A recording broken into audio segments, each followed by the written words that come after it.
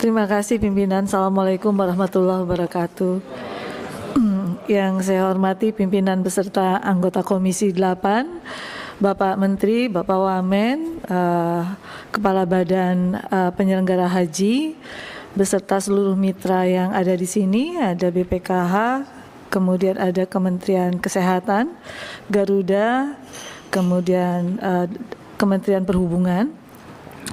Terima kasih atas pemaparannya. Saya sampai speechless, Pak, mau bicara apa? Karena apa yang disampaikan oleh Pak Menteri, saya mengapresiasi. Kenapa apresiasi? Karena Pak Menteri dengan niat baiknya, dengan untuk bisa untuk kebaikan, kemaslahatan umat, ingin sesegera mungkin melaksanakan tahapan untuk pemberangkatan haji. Kalau tadi sudah disampaikan oleh pimpinan, ada beberapa yang sudah pernah dibahas oleh anggota DPR periode sebelumnya, Komisi 8. Saya tadi coba buka-buka berkas dari yang disampaikan oleh Kementerian Agama, termasuk yang terakhir, kaitan dengan laporan pertanggungjawaban keuangan. Kemudian saya coba buka lagi dari materi yang disampaikan oleh Pak Menteri, kemudian laporan evaluasi, dan saya coba buka regulasinya yang kita pegang. Maka kalau kita buka regulasinya, patokan kami adalah hasil pembahasan panja yang ditetapkan tanggal 27 November 2023, yang kemudian ditetapkan dalam Kepres nomor 6 tahun 2024. Saya buka kembali dari Kepres tersebut bahwa ternyata Kepres dari apa yang diamanatkan dalam Kepres itu tidak ditetapkan di dalam apa yang dilaporkan oleh Kementerian Agama kepada kami. Mohon maaf kalau saya bicara agak lama pimpinan. Saya coba untuk meresume saja dari apa yang disampaikan oleh Pak Menteri kepada kita semua di dalam laporan tadi, bahwa kuota haji yang disampaikan saja masih berkutat di angka 203 haji reguler, masih di angka 213.320 jamaah. Padahal kalau kita mengikuti Kepres yang sudah dibuat oleh Pak Presiden, itu di angka 221.720 jamaah, 720 jamaah. Kemudian haji khusus saja ada sekitar 27.680 jamaah yang disampaikan oleh Pak Menteri, padahal yang ditetapkan oleh kami ada sekitar 19.280 jamaah. Maka mau tidak mau, suka tidak suka akan berpengaruh terhadap nilai manfaat. Tadi di ujung disampaikan oleh Kepala BPKH, ada yang namanya saldo akhir sebesar 1,1 triliun, di mana di saldo tersebut adalah pengembalian akibat nilai manfaat yang tidak terpakai, tetapi tidak terperinci. Ada berapa saldo tersebut dari berapa jamaah yang tidak terpakai. Karena seharusnya kalau memang itu ada yang tidak terpakai atau terjadi efisiensi, itu juga seharusnya didetailkan di dalam laporan ini. Karena kalau kita berbicara apa yang sudah ditetapkan, ada pengalihan kuota dari haji reguler ke haji khusus sebesar 8.400 jamaah.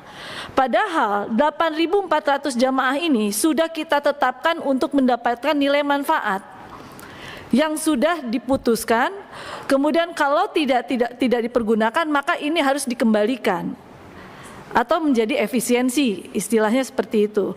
Nah, efisiensinya apakah betul dari 8.400 jamaah atau mungkin ada yang meninggal atau yang tidak menggunakan gitu kan. Nah, ini kan harus dijelaskan kepada kita secara detail. Itu yang pertama. Yang berikutnya, kalau kita berbicara dari hasil pansus haji, itu kan jelas. Pansus haji ini rekomendasinya banyak. Ada 5 rekomendasi yang disampaikan oleh Pansus Haji, dan saya mengapresiasi kepada Presiden terpilih Pak Prabowo yang akhirnya mengakui bahwa ke depan pelaksanaan haji ini harus betul-betul dilaksanakan oleh yang memang antara regulator dan operator itu harus terpisah. Maka didirikanlah badan haji, badan penyelenggara haji. Nah tentu saja dengan adanya badan haji ini kami berkeinginan agar regulasinya ini kan betul-betul diperbaiki.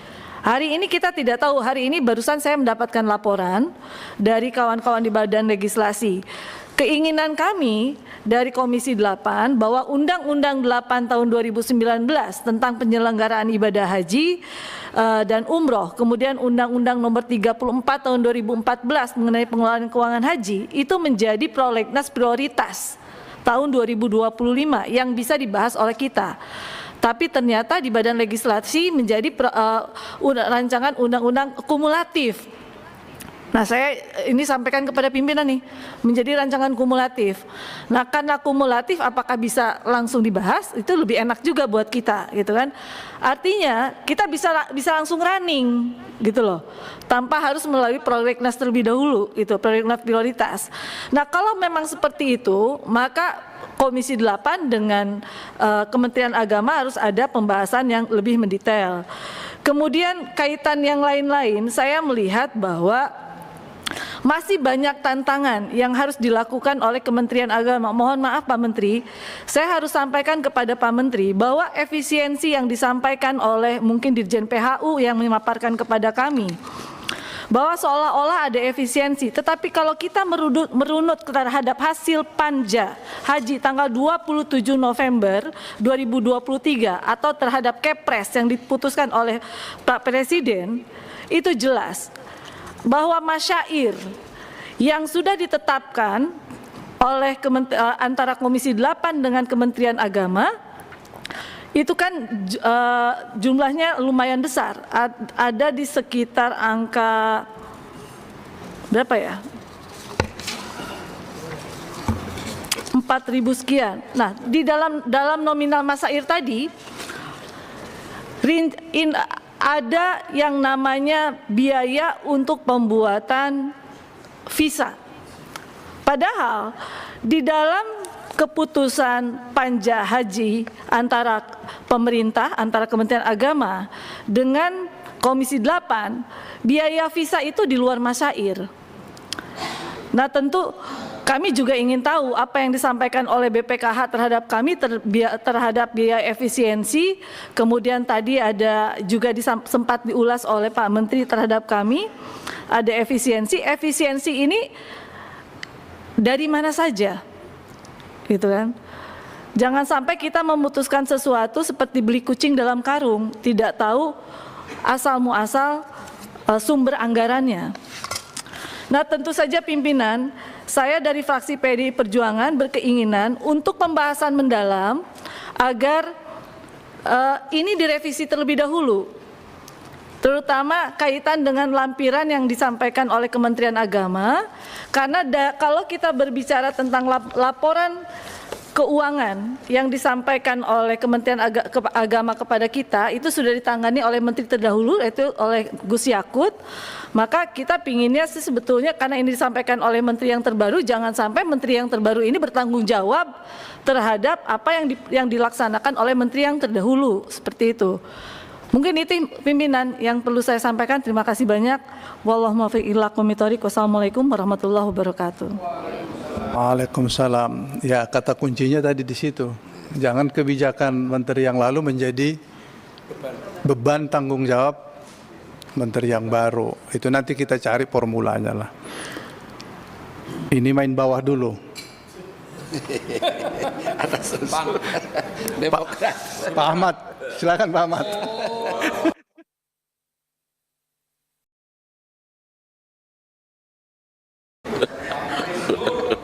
Amin. Terima kasih. Bismillahirrahmanirrahim. Assalamualaikum warahmatullahi wabarakatuh. Pimpinan seluruh anggota yang saya hormati, Pak Menteri Agama yang kami hormati, kami mengucapkan selamat atas dilantiknya Bapak. Mudah-mudahan Kementerian Agama di bawah kepemimpinan Bapak akan lebih baik di masa-masa akan datang. Amin ya rabbal alamin. Kemudian dari BPKH, kesehatan, perhubungan, Garuda ya. serta belum BPKH belum Pak. Badan Pengelolaan Haji ya. Insya Allah sebentar lagi akan proses. Baik Bapak, pertama mungkin mindsetnya Pak Menteri, ini kan tidak G2G lagi masalah haji ini, ya kan? Tidak pemerintah Indonesia dengan pemerintah Arab Saudi lagi, tapi sudah berbeda. Sekarang lebih kepada B2B. Orientasinya sudah bisnis ini sekarang, terutama Saudi dengan menyerahkan kepada syarikah-syarikah itu kan. Sementara kita masih pemerintahan gitu. Orientasi mereka itu profit, sementara kita pelayanan. Jadi tentu akan tidak ketemu. Oleh sebab itu mungkin perlu berkaitan dengan apa yang disampaikan Teh Seli tadi, Undang-Undang Nomor 8 2019 perlu mungkin kita segera revisi sehingga dalam pengelolaan haji ke depan ini tidak ditemukan masalah-masalah terus, ya kan? Berkaitan juga dengan Undang-Undang 34 tahun 2014 yaitu tentang pengelolaan haji. Nah di sini tentu mindset kita berubah sekarang, bagaimana efisiensi haji ini dengan G2B itu sehingga 3 permasalahan pokok terus berlanjut. Ya, selama kami 5 tahun ini, pertama masalah transportasi. Kan haji ini 3 komponen besar ya Pak. Pertama transportasi, kedua konsumsi, 3 pemondokan. Pasti itu terus berulang tiap tahun. Transportasinya di dalam hal ini sering terlambat, penambangan rusak dan segala macam. Nah kami sarankan untuk mengatasi ini, transportasi itu jangan 2 komponen saja, 2 armada Pak. Kami sarankan dibuka seluruh luasnya penerbangan ini. Tidak hanya Garuda dengan Arab Saudi, sehingga ada kompetitif, ada persaingan pelayanan, sehingga tidak terulang terus menerus masalah transportasi ini. Itu harapan kita. Kenapa sih tidak dibuka? Demi untuk, bukankah tujuan kita meningkatkan kualitas pelayanan haji dari masa ke masa, tapi justru terbalik sekarang ini, menjadi masalah terus. Nah, terakhir konsumsi tadi sudah disampaikan oleh Bapak tadi bahwa ekspor bumbu 70 ton, kemudian potensi 300 ton, kemudian mengirimkan 1, juta packs, potensi 5 juta, kemudian sebanyak 2.000 ekor kambing, potensi 6.000 dan seterusnya. Nah, coba kita bangun Pak, bagaimana haji ini memberikan dampak ekonomi terhadap dalam negeri. Uang kita triliun setiap tahun ke Saudi, tapi tidak ada dampaknya secara langsung kehidupan masyarakat kita nyata. Nah, hendaknya uang kita yang triliun ke sana juga kembali ke kita. Artinya apa? Memanfaatkan potensi kita, ya seluruhnya. Kan lucu nih Pak, yang memakannya orang Muslim beras dari Vietnam, dari Kamboja, dari Myanmar. Kan lucu, sayurannya di sana, makannya orang kita, dan ini berulang-ulang terus. Nah kami maksudkan bahwa dari BPKH adakanlah terobosan ini, sehingga haji ini tidak hanya nilai manfaatnya yang kita kaji terus, tetapi dampak langsung terhadap ekonomi sektor kita, ekonomi real kita di tengah-tengah masyarakat, terutama UMKM, ini dirasakan haji ini. Nah, ini saran kami ke depan ini supaya dibuka jalur-jalur bekerja sama dengan pemerintah Saudi tentang masalah beras, masalah sayur, masalah ikan. Di daerah Riau itu kan patin Pak sebanyak-banyaknya. Ini bisa dimanfaatkan. Bukankah lidah orang Indonesia juga yang makan sana? Kenapa tidak bahan-bahan kita yang kita maksimalkan? Jadi kami kira ini yang perlu di ke depan ini. Seterusnya supaya jangan terjadi penyimpangan segala macam hal ini, perlukan sistem haji terbuka Pak, terbuka sehingga orang bisa akses, kemudian dengan akses tersebut tidak menyimpulkan penyimpangan, dan kemudian pengawasannya tidak hanya internal saja tapi eksternal Pak, karena berkaitan dengan keuangan. Selama ini kan internal saja Pak, Irjen dari Kementerian Haji, kemudian pengawasan seperti dari KPK, dari Kejaksaan dan seterusnya itu tidak masuk, sehingga untuk mengatasi kebocoran-kebocoran. Jadi ini beberapa catatan-catatan yang kami temukan berkaitan dengan masalah haji. Kemudian tadi sudah singgung juga Pak, ini di halaman 16 itu saldo 1,1 triliun. Tapi tidak diperinci nih, saldo apa ini? 1,1 triliun. Dan bukan sedikit Pak, banyak uang ini.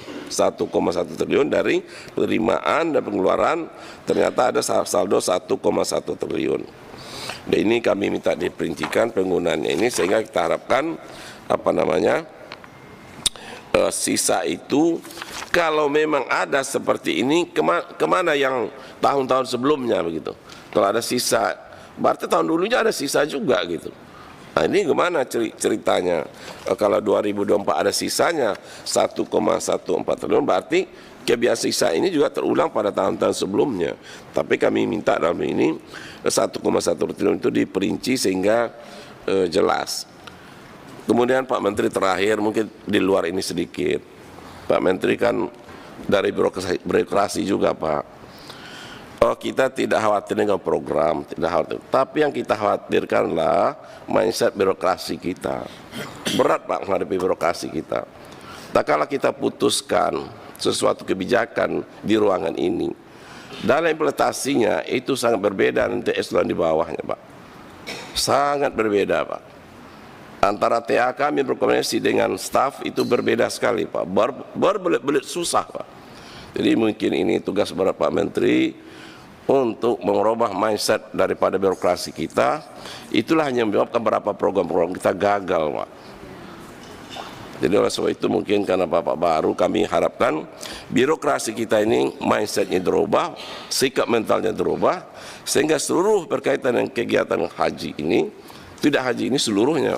Sebagai contoh kami kemarin Pak, 8 bulan PLT Kementerian Agama, Kanwilnya, 8 bulan Pak. Sehingga yang kuahnya sudah pensiun, ya eselon 2, 3, 4 yang pensiun tidak bisa diganti. Karena apa? Karena SK-nya kan masih Kanwil. Tahu-tahu laksanakan oleh PLT. Nah ini kami kira perlu ditertibkan, karena kinerja birokrasi ini sangat menentukan prestasi dari kementerian sendiri. Mungkin ini saya kira di luar ini kami mohon betul birokrasi pemerintahan kita sangat berat. Ya sangat berat, dan kami pun dulu pernah di birokrasi lebih kurang 40 tahun. Jadi ini tantangan kita ke depan Pak, birokrasi kita. Sementara Pak Menteri larinya 120 per jam, sedangkan mungkin staf hanya 60-70. Nah ini kami kira demikian Ketua. Terima kasih. Wassalamualaikum warahmatullahi wabarakatuh. Baik, terima kasih. Jin, pimpinan. Apa? Ini mau kita bagi dulu atas bawah, tengah-tengah. Oh iya dah, oke. Atau merasa tengah?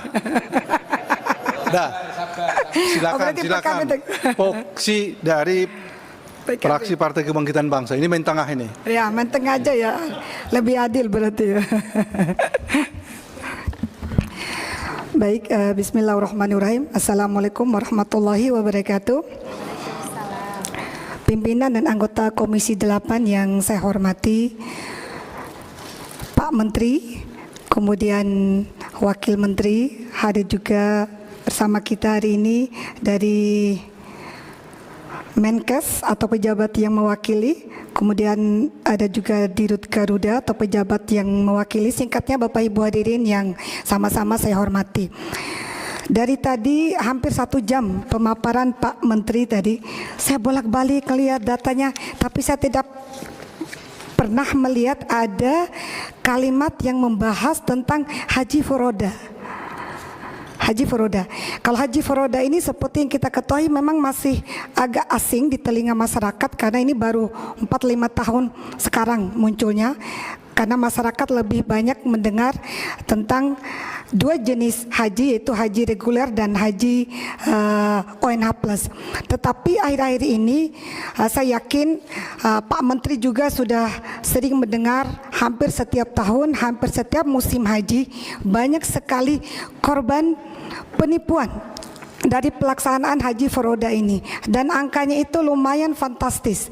Jadi haji furoda ini ditawarkan hampir di atas rata-rata 500 juta rupiah untuk satu kursinya.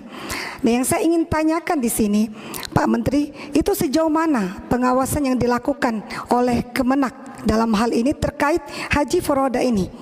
Karena jangan sampai setiap tahun banyak sekali masyarakat kita menjadi korban penipuan, dan itu tidak sedikit. Satu orang itu bisa ratusan juta, Pak Menteri. Dan ini saya berharap ke depan pun dari Kemenak betul-betul melakukan pengawasan yang ketat terhadap pelaksana haji dan umroh dalam hal ini. Karena banyak sekali travel haji dan umrah itu yang tersebar di seluruh Indonesia ini, dan menawarkan program-program haji forodha yang tidak ada masa antrinya, langsung berangkat pada tahun yang berjalan, tapi ujung-ujungnya melakukan penipuan terhadap masyarakat. Oleh karena itu saya minta ke depannya Pak Menteri untuk betul-betul menekankan kepada jajarannya agar betul-betul melakukan pengawasan ketat terhadap pelaksanaan haji furoda ini, karena ini penting, jangan sampai tahun-tahun berikutnya itu kejadian lagi. Kemudian masih ada satu urusannya pertanggungjawaban pelaksanaan haji ya. Lanjut ini Pak. Kemudian poin yang berikutnya tadi baru prolog Pak Ketua. Jadi melalui momentum laporan pertanggungjawaban keuangan operasional pelaksanaan ibadah haji ini, tentu kita tidak bisa memisahkan dengan apa yang telah dilakukan oleh lembaga DPR, lebih khusus Komisi 8 periode sebelumnya. Jadi sebagai bagian dari pelaksanaan fungsi pengawasan dan evaluasi DPR atas pelaksanaan seluruh rangkaian kegiatan pelaksanaan ibadah haji tahun 2024 kemarin. Setidaknya Pak Menteri ada berapa poin rekomendasi Pansus kemarin Pak Menteri, diantaranya adalah tentang penambahan kuota haji yang mestinya untuk haji reguler, tetapi sebagian diberikan kepada haji khusus. Karena itu saya ingin mendapatkan jawaban Pak Menteri atau Dirjen untuk tahun 2025 ini, kuota tambahan kemarin yang dialihkan yang sejumlah 8.400 itu sudah dikembalikan belum ke haji reguler? Itu demikian pertanyaan saya pimpinan. Makasih. Demikian. Assalamualaikum warahmatullahi wabarakatuh. Waalaikumsalam. Udah hangus, gimana cara ngembalikannya? Ya, mudah-mudahan nanti kembali. Ini kita lanjut, tapi fokus ya, fokus mengenai penyelenggaraan ibadah haji 2024 yang akan kita putuskan sebagai batas pelaksanaan haji. Jadi nanti akan ada pada akhirnya kita putuskan ada efisiensi. Ini batas pelaksanaan ibadah haji, kita akan memulai lagi itu. Jadi fokusnya di situ. Saran-saran nanti, saran-saran mau berapa kilo, mau berapa bungkus, ini nantilah. Ini di sini dulu. Ini masih main tengah kita ini. Poksi Golkar. Oh, atas nih. Siapa? Oh iya, silakan. Baik, terima kasih banyak pimpinan yang kami hormati bersama dengan anggota Komisi 8 yang kami hormati. Saya Atalia Praratia dari fraksi Partai Golkar, Dapil Jabar 1 Kota Bandung dan Cimahi. Juga Pak Menteri bersama seluruh jajaran yang saya hormati juga yang mewakili Kemenkes, Kemenhub, kemudian juga Kepala Badan dan juga Direktur yang mewakili Direktur PT Garuda dan juga Bapak Ibu semuanya. Saya tadi agak terkejut karena ini sebenarnya harus fokus pada 2024, tapi izin menyampaikan beberapa hal yang mungkin berkaitan juga. Ketika pimpinan menyampaikan bahwa akan ada rapat pada hari ini, maka saya langsung ke Dapil dan saya berkumpul dengan Kemenag Kanwil Jawa Barat bersama dengan Kepala Kemenag dari Kota Cimahi dan juga Kota Bandung, dan beberapa hal sebetulnya tadi banyak sekali yang mereka berikan masukan yang terkait dengan penyelenggaraan haji yang mudah-mudahan bisa dilakukan dengan lebih baik di tahun berikutnya begitu. Tapi diantaranya adalah kekhawatiran kami karena Jawa Barat ini adalah jamaah haji paling banyak ya begitu, kuotanya pada tahun ini itu mencapai 38.000 begitu. Dan 38.000 ini juga mendapat tambahan kuota 1.478. Nah, dari sekian banyak itu ternyata 1.935 itu lansia.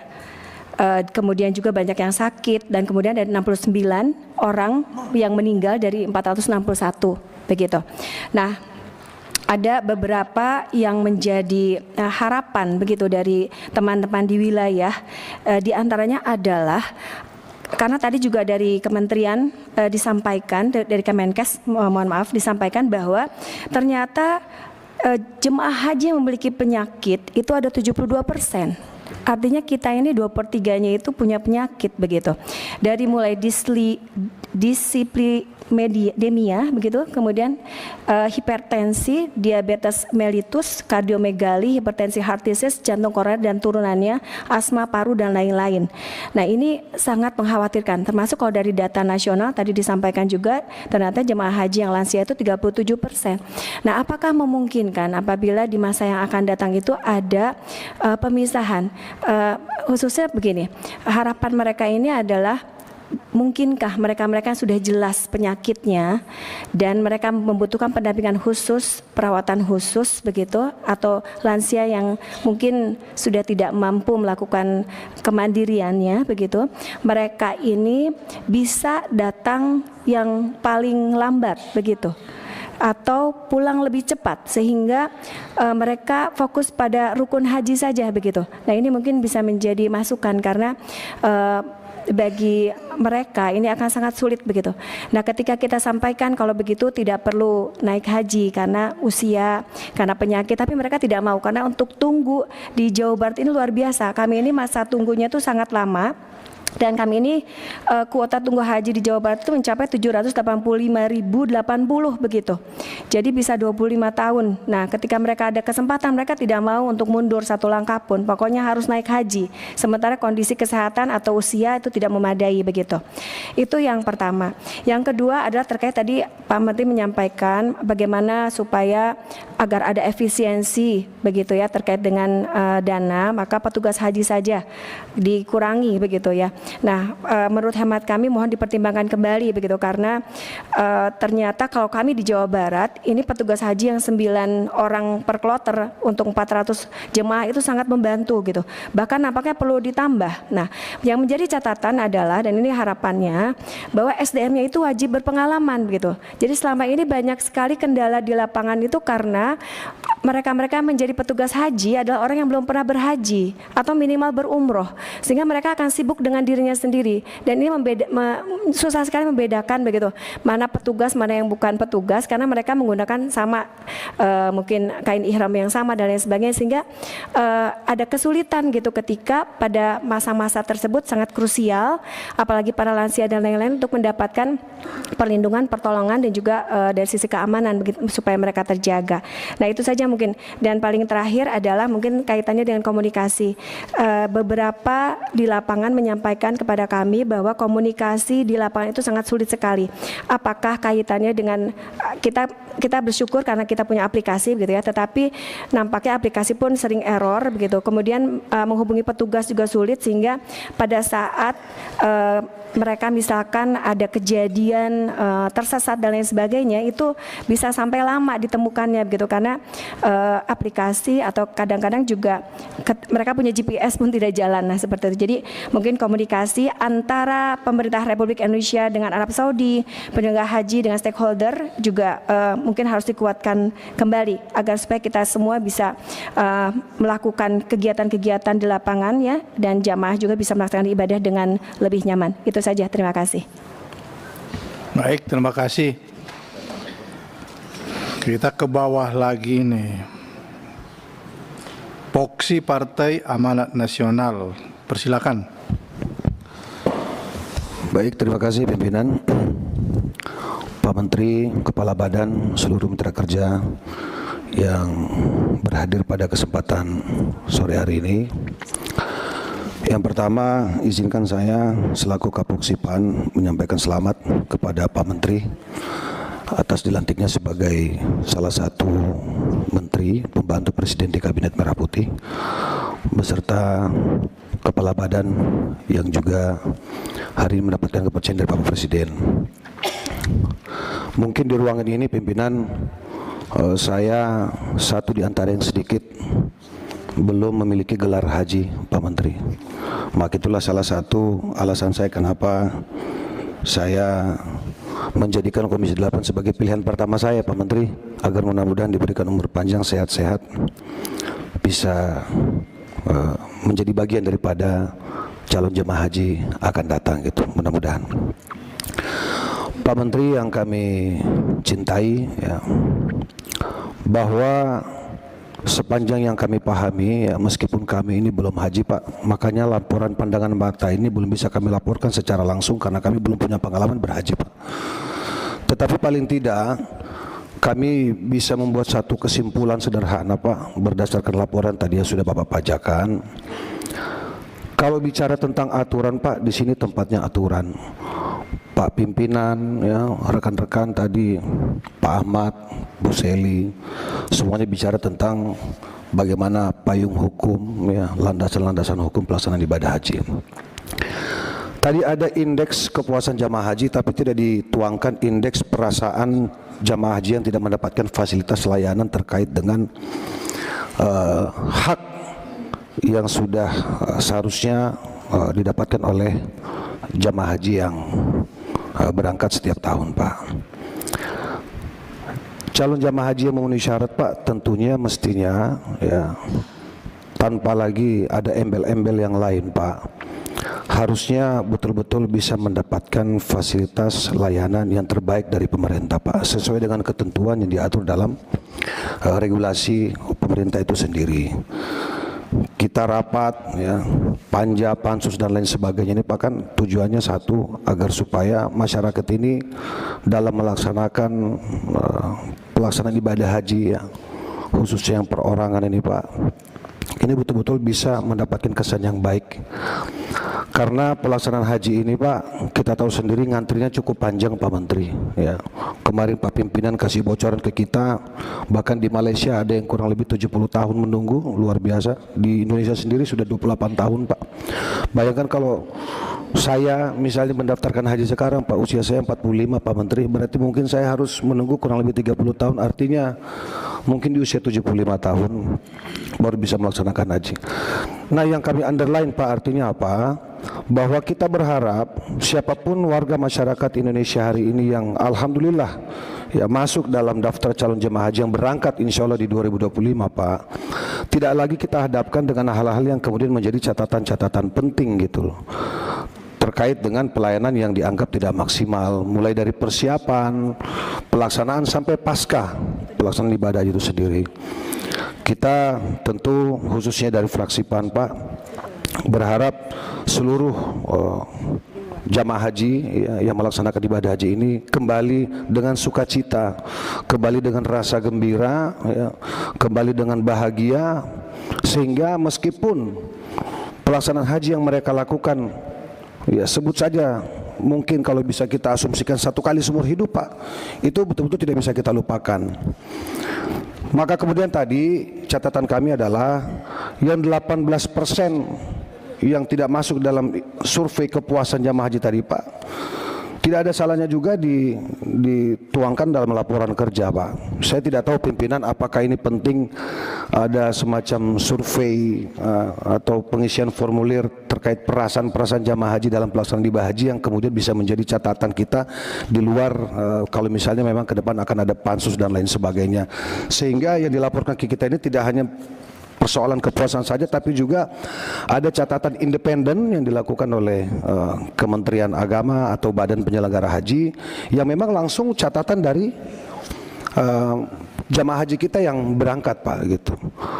Nah, saya kira tidak ada yang lebih utama dibanding laporan pandangan mata secara langsung oleh jamaah haji yang melakukan ibadah haji sepanjang tahun yang insya Allah akan datang dan seterusnya. Saya kira itu Pak Menteri, kita doakan Pak Menteri dalam melaksanakan tugas yang mulia ini, mudah-mudahan senantiasa diberikan kekuatan, kesehatan dan juga perlindungan dari Allah Subhanahu wa taala. Tentu juga kita berharap dengan terjadinya pembelahan kewenangan, barangkali kalau boleh saya sebutkan seperti itu, ya, di mana haji akan dilaksanakan oleh Badan Haji, kita berharap kualitas pelaksanaan ibadahnya juga lebih optimal, lebih akurat, ya, secara angka-angka, dan juga insya Allah bisa melaksanakan haji yang menghasilkan haji yang mabrur bagi seluruh warga masyarakat Indonesia. Saya kira itu saja. Pimpinan, terima kasih banyak. Mohon maaf atas segala kekurangan. Wabillahi taufiq wal hidayah. Wallahul muwaffiq ila aqwamit thoriq. Assalamualaikum warahmatullahi wabarakatuh. Waalaikumsalam. Kita lanjut ke fraksi Partai Gerakan Indonesia Raya.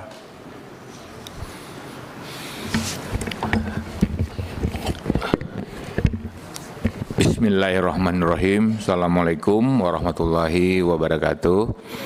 Yang saya hormati pimpinan Komisi 8, teman-teman Komisi 8, yang saya hormati Bapak Menteri Agama, Wakil Menteri Agama, yang saya hormati Kepala Badan Penyelenggara Haji, Wakil Kepala Badan Penyelenggara Haji, staf ahli dari Kementerian Kesehatan, yang saya hormati Kepala Badan BPKH dan seluruh jajarannya. Selamat Pak, sudah jadi dokter Bapak.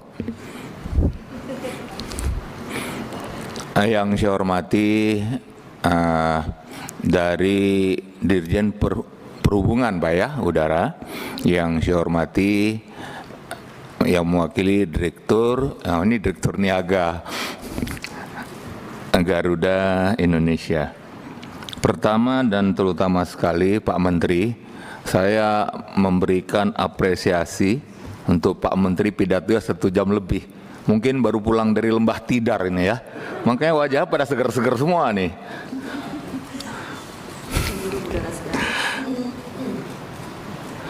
Jadi tentunya tadi sebahagian besar yang Pak Menteri sampaikan itu sama bahannya Pak Menteri dengan yang kita rapat pada September ya, enggak, September 2024. Jadi angka-angkanya semua sama.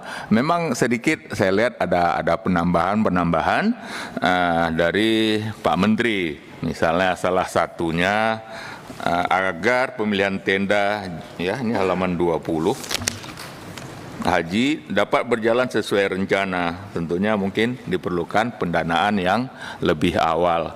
Ya tentunya kita sangat setuju sekali karena selama ini Pak Menteri Agama selalu kerjanya injury time. Ya makanya kenapa pada yang lalu ya kita putuskan US dollarnya 15.600, tapi dibeli di akhir sampai 16.200. Itu terjadi pemborosan itu sampai 93 miliar itu enggak salah saya ya. Jadi saya kebetulan memang sering mainnya di keuangan Pak Menteri. Kemudian ini sedikit evaluasi untuk Garuda. Mohon maaf ini Pak Ade, 2023 saya angkat salut Pak sama Garuda, luar biasa tuh Pak.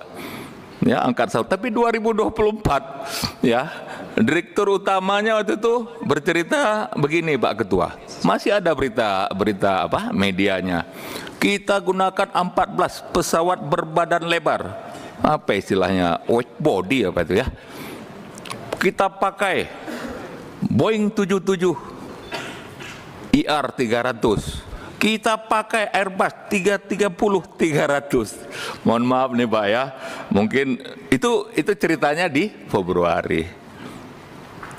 Mungkin yang Bapak benar gunakan di kampung saya ya Pak, di Aceh Pak.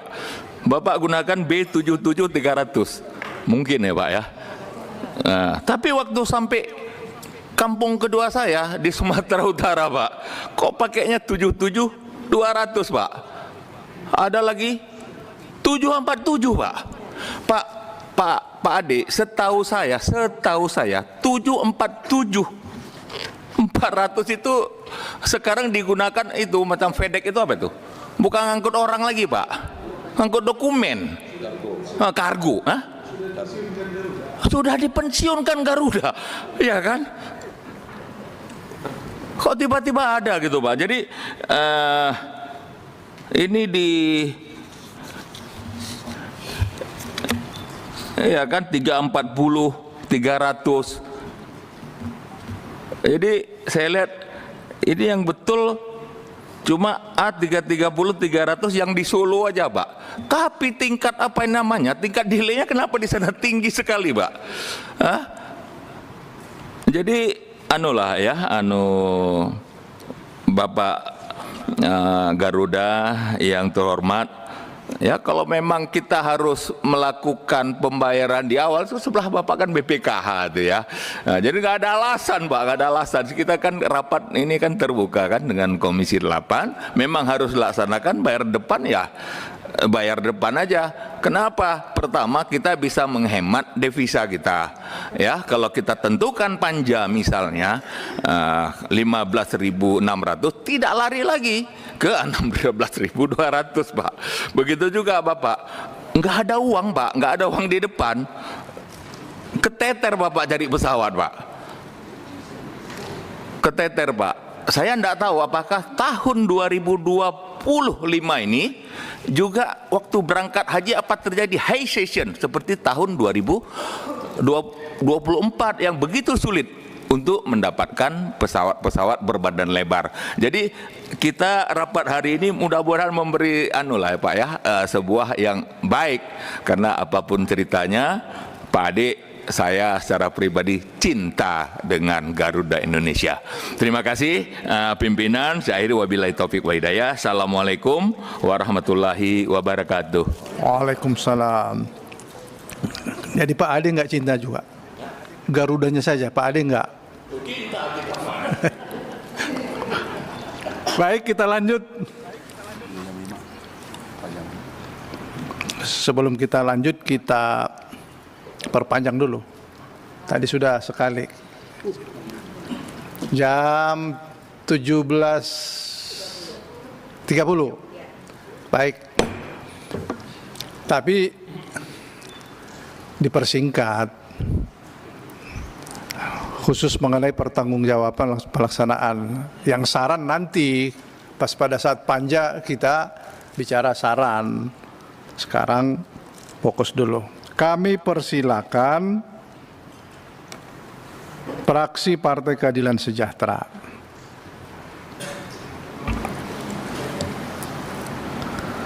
Assalamualaikum warahmatullahi wabarakatuh. Waalaikumsalam. Fikri Fakih, fraksi PKS, daerah pemilihan Jawa Tengah 9, nomor A469. Lagi mengingat-ingat ya, karena nomornya berubah, Pak Ketua. Pimpinan dan anggota Komisi 8 yang saya hormati, Pak Menteri, Pak Wamen, dan beberapa lembaga dari Kementerian Perhubungan, Kementerian Kesehatan, kemudian PT Garuda Indonesia, BPKH, BPH, apalagi ya yang tidak bisa sebut saya satu-satu. Garuda itu sudah karena saya kembali, jadi masih problematikanya masih sama, tetapi tentu karena ada rame-rame kemarin, untuk apa sebabnya ini? Ternyata di laporan pertanggungjawaban evaluasi penyelenggaraan laporan keuangan haji ini juga tidak disebut latar belakangnya juga.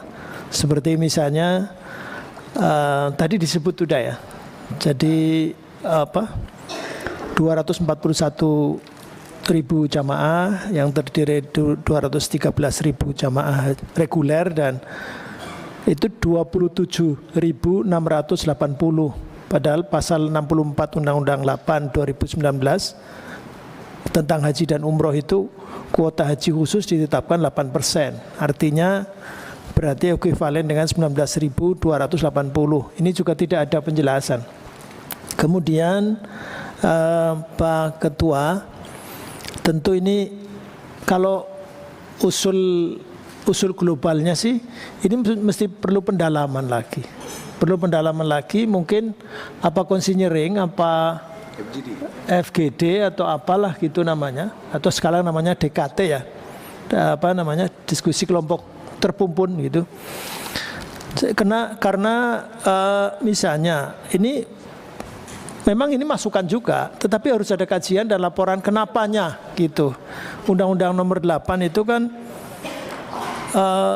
Menteri menyampaikan laporan evaluasi pertanggungjawaban Presiden paling lambat 60 hari setelah penyelenggaraan haji berakhir. Ini kan juga tanpa penjelasan juga. Kemudian Menteri menyampaikan usulan BPIH paling lama 30 hari setelah penyampaian laporan evaluasi persetujuan DPR atas usulan BPIH paling lama 60 hari setelah Menteri menyampaikan usulan BPIH dan seterusnya. Ini memang masukan buat kita sih. Hanya kan perlu ada penyampaian dari laporan ini. Laporan ini tidak ada. Ini masukan buat kita sih, konsekuensi jika dokumen tersebut tidak diterima DPR dalam jangka waktu yang ditentukan. Ini nampaknya Undang-Undang 8 perlu dicatat barangkali di tim tenaga ahli ya. Ini supaya itu harus ada ini. Konsekuensinya seperti apa? Undang-Undang 8 ini kan harus segera. Kemudian selanjutnya tentang efisiensi dana haji yang tadi disebut 601,3 miliar. Ini juga kan disepakati mau seperti apa untuk mendatang. Ini juga dari sini nggak ada amanah. Laporan pertanggungjawaban ini juga tidak mengungkap. Kalau bisa ini kan bisa memangkas BPIH per jamaah haji reguler, konon kalau dihitung 2,8 juta paling tidak ya mungkin tidak begitu berarti, tapi bagi masyarakat yang mau haji kan dari kampung itu sangat berarti juga. Kemudian selanjutnya ini kan usaha efisiensi secara masif itu sudah dilakukan dengan pemangkasan misalnya haji di Arab Saudi dari 40 hari dari 30 hari gitu ya. Ini kan opsi ini dibuka lebar juga dengan misalnya bandara di Saudi bisa dinegosiasi untuk dapat digunakan jemaah haji Indonesia seperti bandara Taif.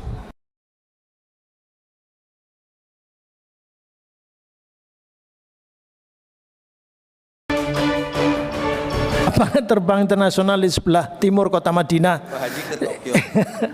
Ini di lobi secara berkelanjutan. Sekali lagi ini tidak bermaksud, karena ini tadi pesan Pak Ketua, jangan sampai ini jadi beban menteri yang baru. Ya betul, saya setuju juga.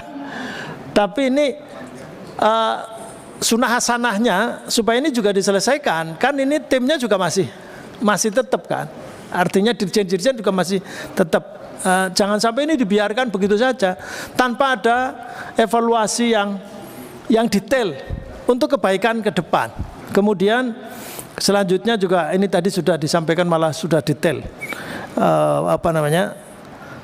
on time performance dari Garuda ini kan kalau dibanding dengan Saudi Airlines itu keberangkatan rata-rata Garuda 78,5%, sementara Saudi 96,54%, misalnya begitu. Nah, ini terus selanjutnya terkait ekosistem ekonomi haji. Ada tiga potensi yang perlu dioptimalkan, misalnya daging dam, ekspor bumbu Nusantara dan sebagainya. Ini tadi sih disinggung sedikit-sedikit. Jika dirata-ratakan jamaah itu ada 600 Saudi Riyal, maka potensi nilai dam ini bisa terkumpul seluruh jamaah haji ekuivalen dengan 511 miliar. Ini sangat besar, dan jika memang ini ada kendala dengan Kementerian Pertanian Saudi misalnya, maka berarti Kementerian Pertanian RI harus dilibatkan. Ini kan kajiannya begitu, jadi nanti ini masukannya buat begitu. Jadi kalau misalnya ini tidak detail, nampaknya sekali lagi kalau secara umum sih nampaknya perlu ada konseling atau DKT atau apa. Terus BPKH ini juga rasio likuiditas wajib per hari ini 1,91 kali biaya penyelenggaraan ibadah haji PIH. Angka ini di bawah standar likuiditas wajib senilai 2 kali. Padahal tahun 2027 nanti diproyeksikan ada haji 2 kali, di awal tahun dan di akhir tahun. Ini kan juga selanjutnya tadi Pak Ketua sudah nyinggung survei, saya kira saya sepakat juga ini berarti kok puas padahal banyak yang mengeluh. Ini jangan-jangan pada masanya ya, pada masa bahagia sehingga semua puas gitu atau apa gitu. Terakhir Pak Ketua, bahwa nampaknya ini badan sudah terbentuk tetapi payungnya memang belum ada. Saya kira ini sangat mendesak. Ini mungkin di luar ya mungkin, tapi saya kira terkait karena ini akan segera kita akan pasrahkan, diamanahkan, tidak hanya besiking berupa kepres apa perpres bahwa sudah ada badan penyelenggara haji saja, Tapi juga tidak menyebut U-nya nggak ada. Padahal kalau dirjennya kan PHU ya, PHU. Nah ini apa implisit atau bagaimana? Kalau nomenklatur kan harus jelas. Nah ini nampaknya tapi kerja ada timeline ini. Sampai kapan? Matur nuwun. Assalamualaikum warahmatullahi wabarakatuh. Waalaikumsalam. Terima kasih. Kita lanjut dulu ke fraksi Partai Nasional Demokrat. Tak lama ini. Assalamualaikum warahmatullahi wabarakatuh. Terima kasih pimpinan dan anggota yang saya hormati, tamu undangan yang hadir. Selamat Pak Menteri. Semoga menjadi lebih baik kedepannya bermitra dengan kita dan penuh dengan transparansi. Itu jadi karena terakhir jadi semua diborong sama teman-teman sebenarnya. Intinya hampir senada. Kalau kita melihat dan juga mendengarkan apa tadi disampaikan oleh Pak Menteri, ini juga banyak angka-angka yang kita belum jelas di situ. Contoh pada halaman 17, di sini ada saldo akhir 1T sekian.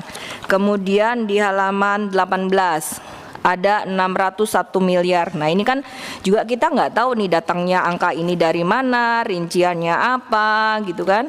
Terus saran juga mungkin stafnya Pak Menteri tolong dikoreksi dulu sebelum disampaikan Pak Menteri untuk dibacakan. Karena ini ada beberapa banyak yang berbeda. Saya nggak tahu mana yang benar dari slide ataukah narasinya. Jadi intinya dari Nasdem setuju untuk FGD sehingga membuka dan transparansi semuanya. Terima kasih.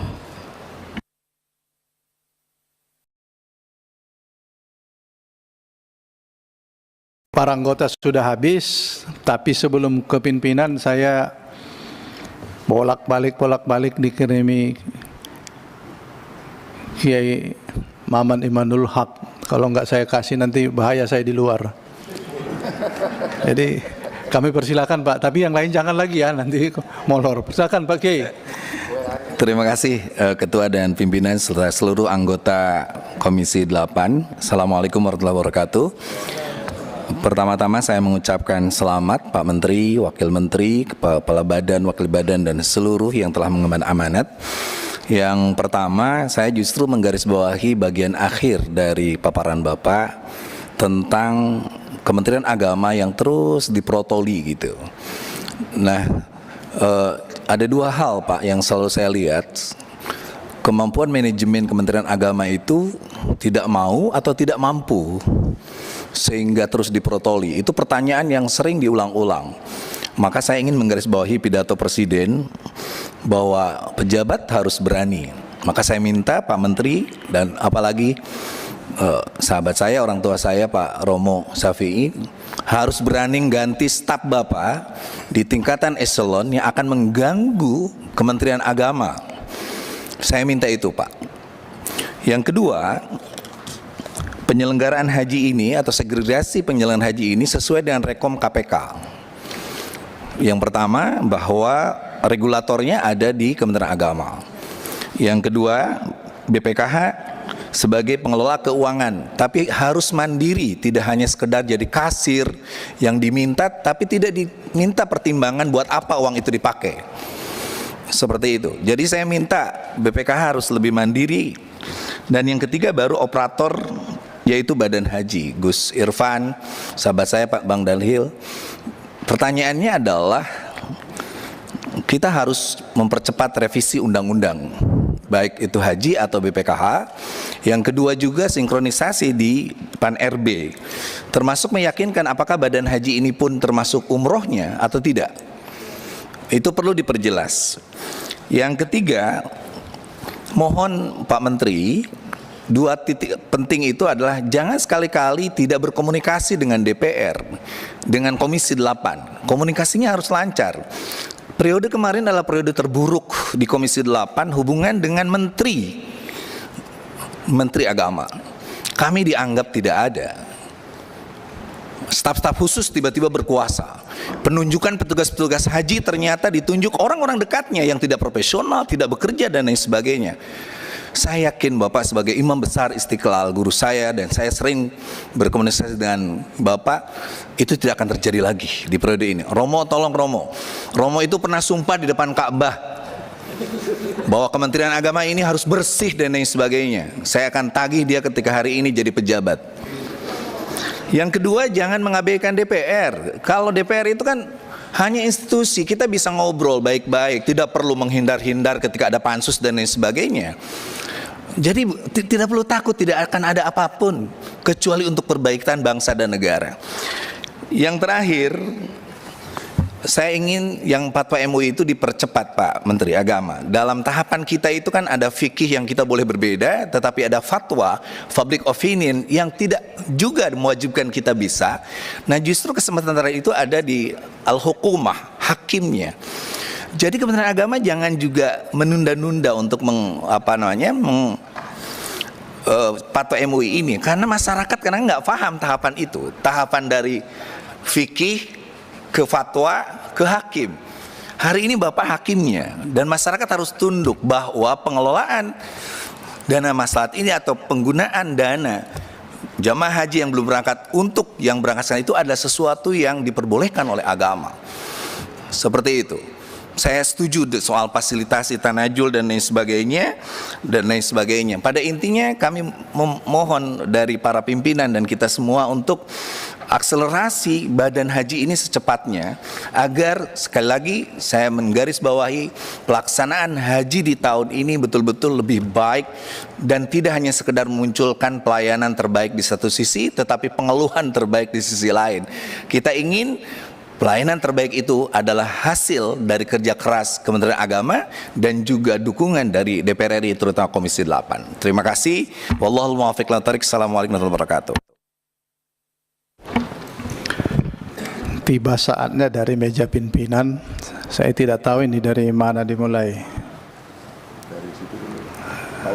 Pak Wahid dulu. Oh, Pak Wahid penutup dulu katanya. Pak Singgi, silakan Pak Singgi. Aduh, Pak Sori, monggo. Atau kita tutup. Ya, silakan Pak Abidin. Pak Ansori apa saya? Ayo silakan. Pak Ansori sudah siap. Ya, silakan Pak Ansori. Baik, saya sedikit aja atau satu aja gitu. Ansori Siregar 438 Sumut 3. Hormat saya kepada kita semuanya, biar cepat tanpa saya sebut satu persatu. Dulu ada masalah-masalah TKW di Arab Saudi, di Timur Tengah khususnya lah gitu ya. Penanganan itu amburadul. Banyak yang disetrika, banyak yang disiksa, banyak yang diapa, sehingga penanganan tenaga kerja itu amburadul. Akhirnya dibuatlah BNP 2 TKI, yang selanjutnya BP 2 MI, dibuat badan. Alhamdulillah penanganannya lebih bagus, lebih baik. Dulu ada bencana di mana-mana. Penanganan bencana yang dipegang oleh Wakil Wapres pada waktu itu bermasalah semuanya. Bencana Sinjai, bencana Bahorok, bencana menang uang dikorupsi di mana-mana. Dibuatlah satu badan BNPB, Badan Nasional Penanggulangan Bencana. Kemudian hukum kita bermasalah dulu, hukum. Mau nih Pak Menteri lihat saya, Pak Romo juga lihat saya gitu, biar jelas juga yang lain-lain gitu. Saya serius ini. Jadi hukum kita bermasalah, polisi bobrok, hakim bobrok, jaksa bobrok. Karena bobrok tiga-tiganya ini dibuat KPK.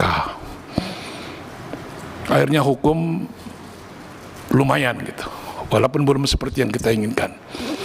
Jadi bapak-bapak, selama ini ada pansus kemarin untuk haji, penanganannya nggak usahlah kita ini gitu, bobrok ya penanganannya.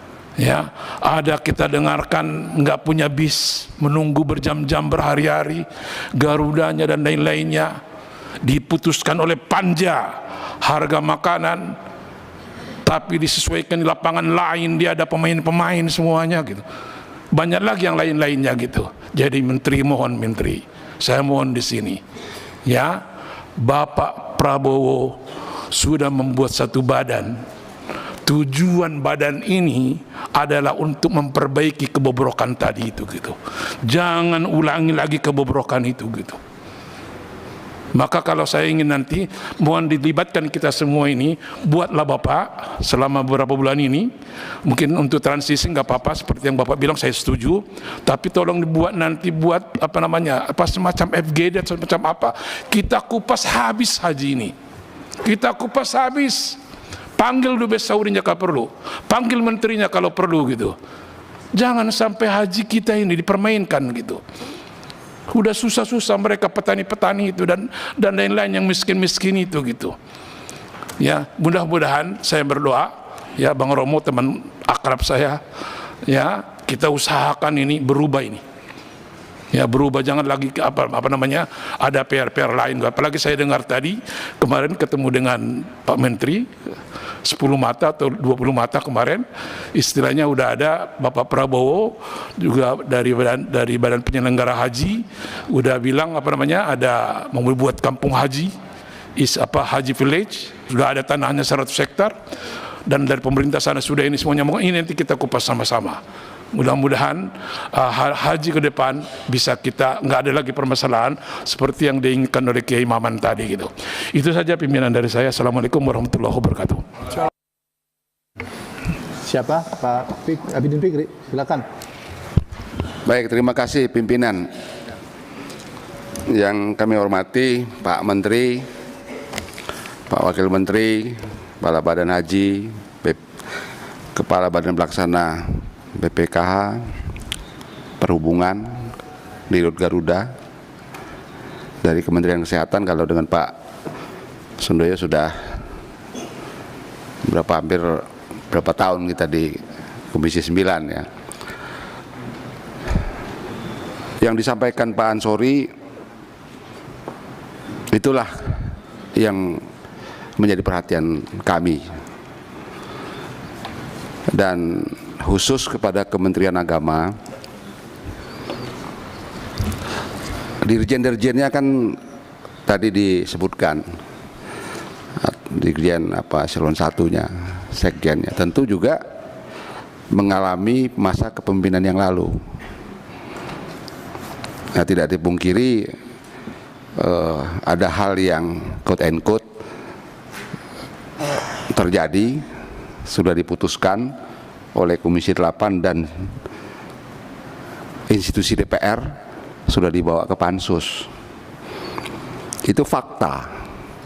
Jadi Komisi 8 kemudian dipansuskan, itu menjadi keputusan institusi DPR bahwa ada masalah dalam penyelenggaraan haji kita. Nah, itulah yang mestinya menjadi bahan introspeksi kita semua. Saya tidak akan mengupas semua rekomendasi dari Pansus, itu kita sudah mahfum lah, tapi niat kita akan ada perbaikan. Nah, di Kementerian Agama, Pak Menteri juga harus mulai sekarang memikirkan transisi itu, transisi kepada badan haji. Nah, walaupun masa transisi tetap melakukan fungsi-fungsinya, tapi harus segera itu, sambil bersamaan paralel dengan itu kita merevisi undang-undang haji. Jadi undang-undang haji ini juga penting karena harus berlandaskan hukum. Walaupun ada diskresi dari Pak Menteri, tapi tetap harus secepatnya, apalagi di Balik itu menjadi bisa dimasukkan kepada kumulatif terbuka. Jadi harus dipercepat itu.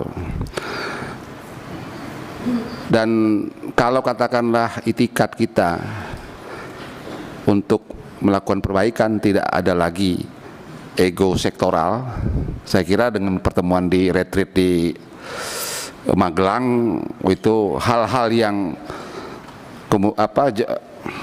komunikasi ya, antar menteri segala macam bisa diselesaikan.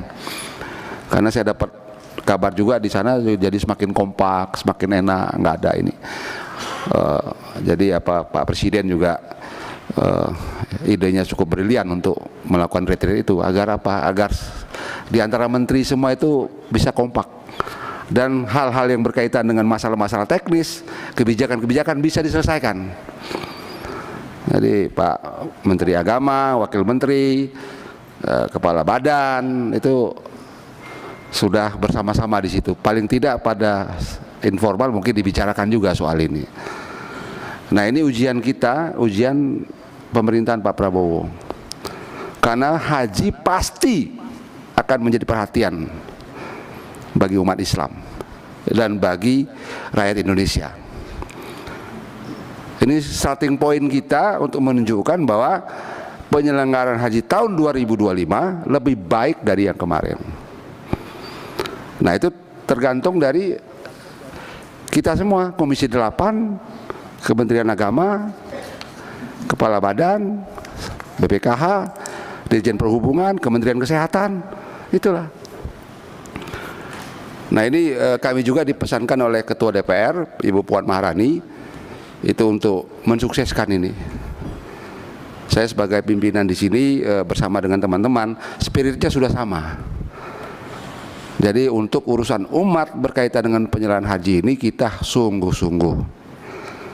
Jadi kalau Pak Ansori biasanya kalau di 9, Pak Menteri pandang mata saya, tadi belum keluar itu. Ya, menunjukkan keseriusan dari kita. Ya, jadi kalau kita ngomong pandang mata saya itu. Pak Ansori begitu kalau ininya. Oh, kalau di sini baca istighfar gitu. Jadi itu Pak Menteri, Pak Wakil Menteri ya, kita sama-sama. Ini merupakan langkah baik buat kita ke depan. Ya, nanti hal-hal usul dari Pak Kiai Maman kita perlu mendiskusikan secara intens bagaimana transisi ini, sambil paralel dengan itu siklus haji kan sudah berjalan ini. Betul ya? Siklus haji sudah berjalan, ya kita sambil melakukan komunikasi ya, dengan stakeholder yang berkaitan dengan penyelenggaraan haji ini. Jangan sampai kita asik sendiri, tapi di sana juga perlu kepastian gitu kan. Hal-hal yang harus diputuskan dapat kita bicarakan secepatnya dan sebaik mungkin, dan tidak ada lagi urusannya ini urusan ego. Wah, ini dari Komisi 8. Nah, itu dah, kita ini komisi yang memang menangani sama-sama agar kita keberhasilan sama-sama. Bukan hanya keberhasilan dari Kementerian Agama, Kementerian Kesehatan, Dirjen Perhubungan atau badan, tapi keberhasilan sama-sama dari kemitraan kita di Komisi 8 ini. Saya kira itu pimpinan, lebih kurang saya mohon maaf. Saya akhiri, wassalamualaikum warahmatullahi wabarakatuh. Waalaikumsalam. Pak Singgi masih? Ya, silakan. Terima kasih Pak Ketua. Terima kasih Pak Menteri. Jadi mungkin saya rasa hari ini kan kita menerima laporan dari Bapak Menteri tentang evaluasi haji 2024. Saya rasa sebaiknya Pak Ketua ini mungkin ada rapat lagi, karena saya rasa pelaporan hari ini kan tidak sesuai dengan realnya Pak. Kenyataannya banyak kekurangan-kekurangan yang memang laporannya harus baik-baik semua ini Pak.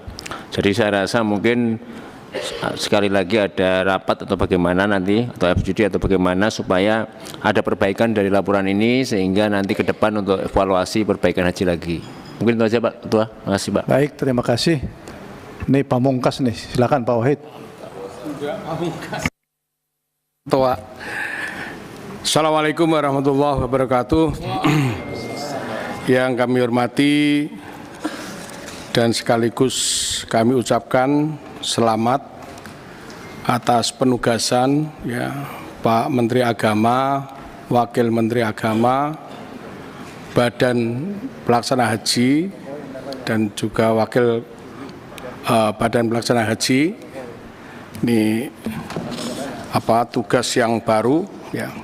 Yang kami hormati juga mitra dari BPKH, ada juga dari Garuda, dari Kesehatan ya. Pak Dirjen ya, PHU. Tadi sudah disampaikan teman-teman, terutama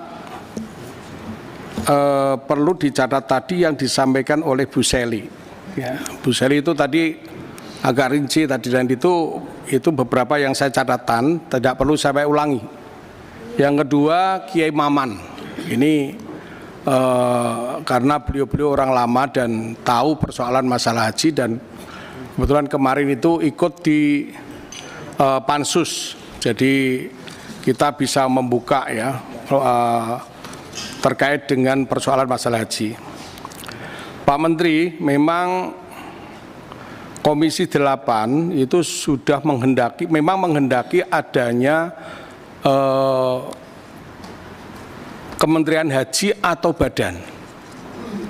Karena terus terang, kalau kita mau menuntaskan persoalan masalah haji, tidak bisa ini, mohon maaf ini, bersama di Kementerian Agama. Selain itu tadi sampaikan teman-teman adalah regulator dan eksekutor. Karena terus terang ini masalah haji ini sangat kompleks sekali. Kasus 2023 yang terjadi kasus di Arafah dan Musdalifah, itu sebenarnya kami di Komisi 8 itu menghendaki adanya kita langsung rapat evaluasi masalah haji. Tapi karena waktunya dari Kementerian Agama dan jadwalnya begitu ketat, sampai kita menjelang haji baru kita rapatkan bahasan untuk evaluasi 2023 pun tidak terlaksana, sehingga kita akhirnya berbicara kaitannya dengan persiapan haji 2024. Itu pun panja dibuat, kami selaku ketua panja hanya mempunyai waktu 1 bulan, rapat dari pagi sampai malam, membahas masalah panja, dan panja sendiri itu kami akui tidak menghasilkan satu hasil panja yang komprehensif. Karena masih banyak celah-celah yang tidak bisa tersisirkan, tidak bisa kita sisir. Karena waktu itu kami harus menghadapi pileg, jadi waktunya habis. Oleh karena itu, pada kesempatan ini, perhatian Pak Presiden, Pak Prabowo Subianto, untuk haji terlaksana supaya lebih baik, beliau memutuskan membentuk Badan Haji, Badan Pelaksanaan Haji, yang dipimpin oleh beliau Gus Irfan dan sahabat saya Pak Dahlil. Ya, ini beliau berdua adalah kepercayaan daripada Pak Presiden. Oleh karena itu, saya tidak akan mengulas tadi disampaikan oleh teman-teman, oleh Bu Seli, Pak Maman, ada juga dari ini Pak Ahmad ya. Kami berkeinginan untuk menuntaskan persoalan masalah haji itu lebih tuntas, biar cepat ya. Segera kami bentuk namanya Panja Haji. Kami sudah sepakat dengan para pimpinan bahwa karena kalau kita harus mengikuti siklus yang dilaksanakan oleh, yang diputuskan oleh Kementerian Haji Arab Saudi, jadi kami harus ini Komisi 8 ini harus rapat lebih mengutamakan persoalan masalah persiapan haji 2025. Karena terus terang Pak Menteri, agak lama sedikit ini, saya lihat dan sudah kami jalankan selama 5 tahun di Komisi 8, dan saya cross check dengan teman-teman Komisi 8 yang sudah 2 periode. Setelah kami dalami yang namanya pansus angket haji kemarin, itu teman-teman Komisi 8 meskipun sudah 2 periode atau 10 tahun, kami sudah 5 tahun. Banyak hal-hal yang di lapangan tidak pernah kita ketahui. Contoh ini yang gampang saja, bahwa kita selalu melaksanakan namanya panja haji itu 3 bulan atau 4 bulan sebelumnya. Ternyata siklus yang dilakukan tahapan oleh Kementerian Arab Saudi itu sudah jalan. Sehingga kami ini membahas panja pagi, siang, malam itu berbusa-busa. Ternyata ini mohon maaf, Kementerian Agama sudah melaksanakan kontrak-kontrak di sana. Contoh ini pelaksanaan haji 2025 yang akan datang. Ini Kementerian Haji Arab Saudi sudah melakukan pendaftaran, bahkan ini berakhir mulai pendaftaran tanggal 23 Oktober kemarin. Harus melakukan pendaftaran kaitannya dengan kontrak-kontrak. Kami sudah bicara dengan Pak Dirjen PAU, jangan lakukan, karena di Indonesia ini belum terbentuk kabinetnya, belum ada keputusan dari Presiden. Kalau kalian lakukan kontrak, saya akan obrak-abrik itu semua. Juga Pak Menteri, haji dilaksanakan kalau nggak salah bulan Juni akan datang. 23 ini lakukan kontrak, 20 tanggal 11 kalau nggak salah Januari kita harus melakukan kontrak di sana, sekaligus ada namanya biokontes, yang namanya hotel, catering, Armusna. Siapa yang jadi pelaksana di Armusna nanti? Apakah itu Masyarik atau yang lain? Ya.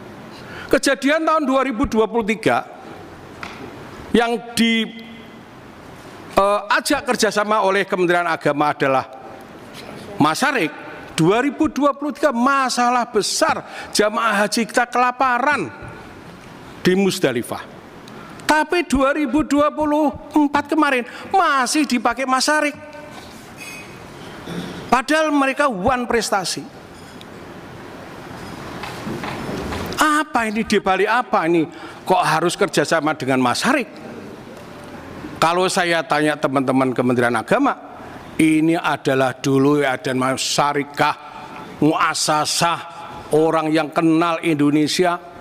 Padahal mohon maaf ini, syarikah itu satu lembaga yang dibuat oleh Kementerian Agama Arab Saudi, itu sudah merupakan swasta. Di situ ada Pak, perpanjang dulu, jangan melanggar waktu. Siap. Tambah 20 menit. Padahal Pak Menteri, ada di situ adalah syarikat-syarikat yang bagus-bagus. Mereka yang punya nama besar. Dan mereka juga orang-orang perusahaan hebat-hebat. Contoh, Ar-Rajih, Sulaiman Ar-Rajih itu mereka orang yang dermawan, sudah hebat. Bapak bisa bukalah perusahaan Ar-Rajih itu apa. Dari mereka punya yang namanya pelayanan haji, punya perbankan di Arab Saudi, punya perhotelan. Kenapa kita tidak pakai ini?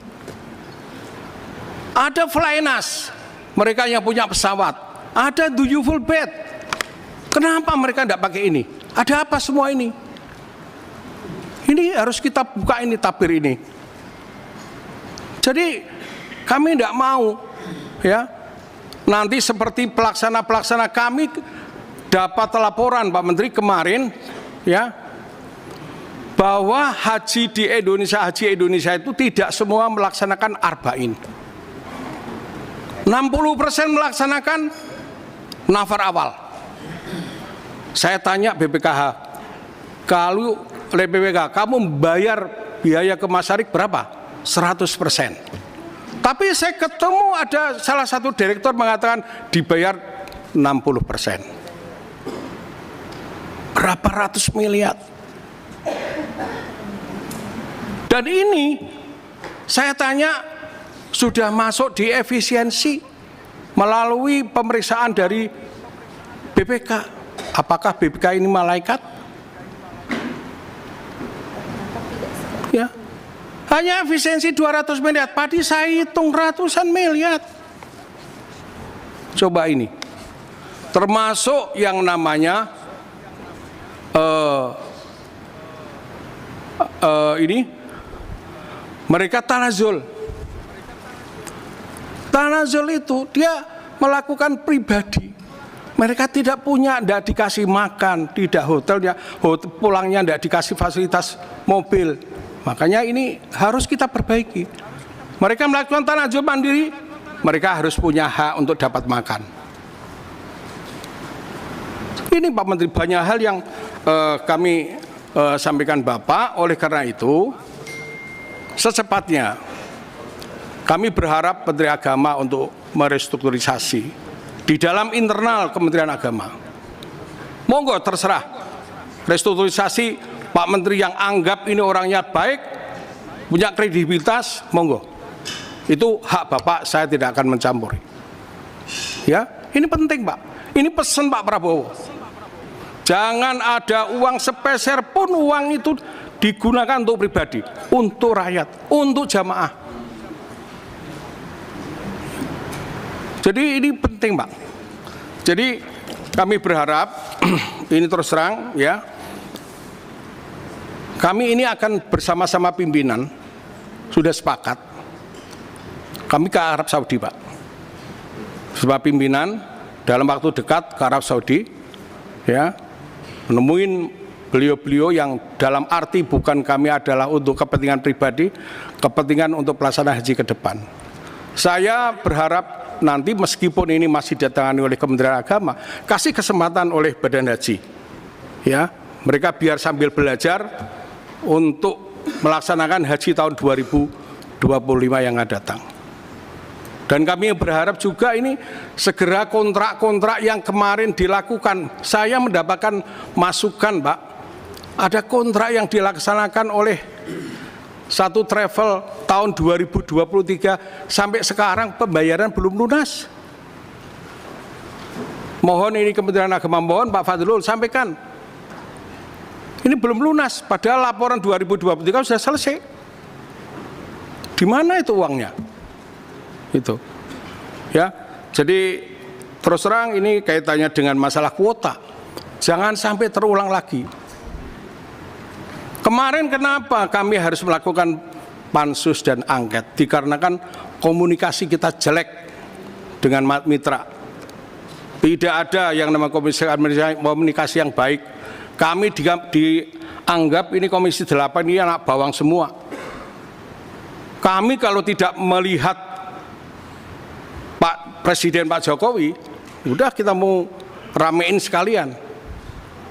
Dari mulai menjadi menteri, kami sudah tidak dianggap, sampai masalah haji kami juga tidak dianggap. Bayangkan kami ini memimpin panja, kuota haji diputuskan 241.000, kami sudah tanyakan apakah ini tambahan dipakai untuk reguler atau bagaimana Pak Menteri? Tidak, pakai untuk semuanya untuk reguler, tidak ada khusus. Terbaru 241.000 kita potong 8%, ya, untuk haji khusus. Tapi ternyata keputusan panja kami tidak dianggap. Keputusan daripada panja ke raker sampai keputusan presiden, ya, keputusan harga biaya haji 93 juta itu keputusan sampai ke tingkat presiden tidak dipakai. Sehingga kami di sini akan mengevaluasi keuangan. Karena terus terang pembayaran daripada BPKH kepada haji, pada pelaksana haji ini melanggar ya Undang-Undang BPKH nomor 34 2014 terkait dengan pengeluaran keuangan haji sebagaimana dimaksud adalah sesuai dengan pasal 4 huruf B. Ini tidak sesuai. Kami melaksanakan FGD, ternyata ini dilanggar. Ini juga kami akan melihat laporan keuangan ini belum selesai, oleh karena itu belum tuntas. Kami berharap Pak Menteri izinkan kami akan nanti mengupas tuntas di dalam namanya FGD. Ya, meskipun Pak Prabowo mengatakan jangan sering-sering melaksanakan FGD, tapi ini demi untuk perbaikan kita bersama untuk mengupas tuntas agar persoalan masalah haji tahun 2024 kemarin bisa tuntas, dan Pak Menteri akan melaksanakan tugasnya sebagai Menteri Agama sudah bisa berjalan dengan baik. Demikian yang bisa kami sampaikan. Wallahul muwaffiq ila aqwamit thoriq. Wassalamualaikum warahmatullahi wabarakatuh. Waalaikumsalam warahmatullahi wabarakatuh.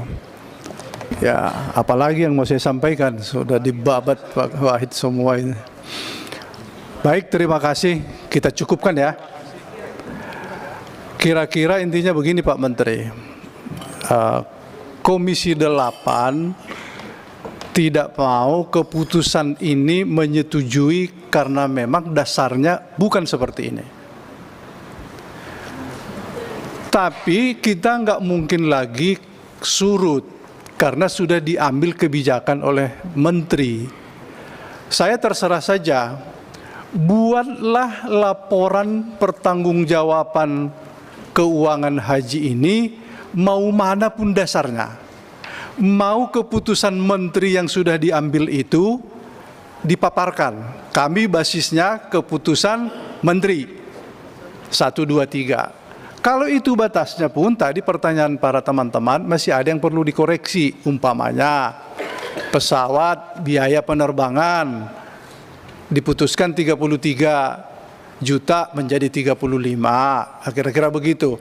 Jadi buat saja basisnya.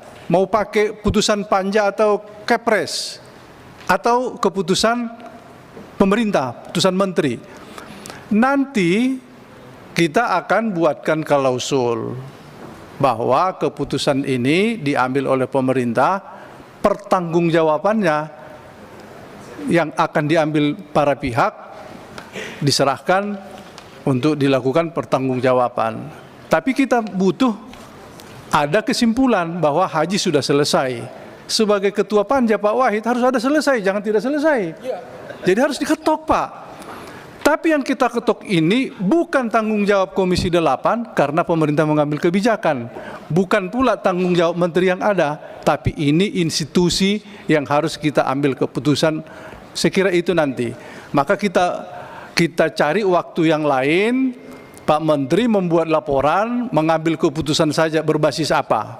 Bagi kami, basis keputusan Menteri Agama, oke? Keputusan panja, alhamdulillah, tapi nggak akan ketemu Pak. Karena antara 241 menjadi dibagi dua, nggak akan ketemu. Ya sudah, kita ikut pemerintah saja. Tapi itu pertanggungjawabannya akan dinyatakan, bukan tanggung jawab Komisi 8, tidak ikut Komisi 8. Tentang efisiensi, nanti akan kita temukan berdasarkan basis keputusan itu 1, 2, 3 berapa. Di sini ada 1,1 atau 601. Kan nggak jelas ini 1 triliun 100 atau 601. Nah, kita kasih waktu, dalam waktu singkat, kata Pak Wahid, tidak boleh menunda-nunda karena ini penting. Karena kita mau membentuk panja, setelah kita putuskan baru bentuk panja. Sambil simultan nanti membahas payung hukum antara Menteri Agama dengan Badan Haji. Pak Kepala Badan, inilah, kalaupun Bapak hanya mendengarkan, tapi inilah situasinya. Berbagai ada saran seperti apa haji ke depan, tentu itu tidak mudah bagi kita. Umpamanya tadi disebutkan laporan bahwa petugas nanti akan membayar masair juga di Armuzna. Tapi kan kalau kita mampu meyakinkan pemerintah Saudi, ya petugas jangan bayar dong, kita udah bantu pemerintahnya. Kita datangkan SDM-nya, mereka membantu, tidak tidur, memapah jamaah, masa kita suruh bayar lagi? Wah, itu kejam sekali. Saya yakin tidak sampai seperti itulah pihak Saudi. Tinggal yang ngomongnya aja siapa? Perbaikan laporan keuangan. Ya, nanti kalau nggak bisa Pak Dhanil Anjar, Pak Romo lah kita kirim meyakinkan itu. Nanti kita sebutkan ada hajinya ini gitu kan. Karena itu kita tayangkan saja kesimpulan. Nggak perlu dijawab Pak Menteri karena nanti berbelit-belit. Pertanyaannya pasti panjang kalau kita buatkan. Jadi nanti dirapikan saja pelaporannya, fokus ke keuangan. Keuangan itu dipilih saja Pak. Karena kalau dibuka lagi nanti ya pemerintah tidak menghargai DPR. Kalimatnya Pak Abidin, Pak Kemaman, sudah ada panja tidak dianggap, ada Kepres tidak dianggap, ada pansus tidak dianggap juga. Sampai sekarang pelaporan dianggap juga, gitu. Kalau kita perpanjang, mari kita baca. Draft kesimpulan rapat kerja Komisi 8 DPR RI dengan Menteri Agama Republik Indonesia, Menteri Kesehatan Republik Indonesia, dan Menteri Perhubungan Republik Indonesia, serta rapat dengar pendapat dengan Kepala Badan Pelaksana, Pengelola Keuangan Haji BPKH, Kepala Badan Penyelenggara Haji, dan Direktur Utama PT Garuda Indonesia.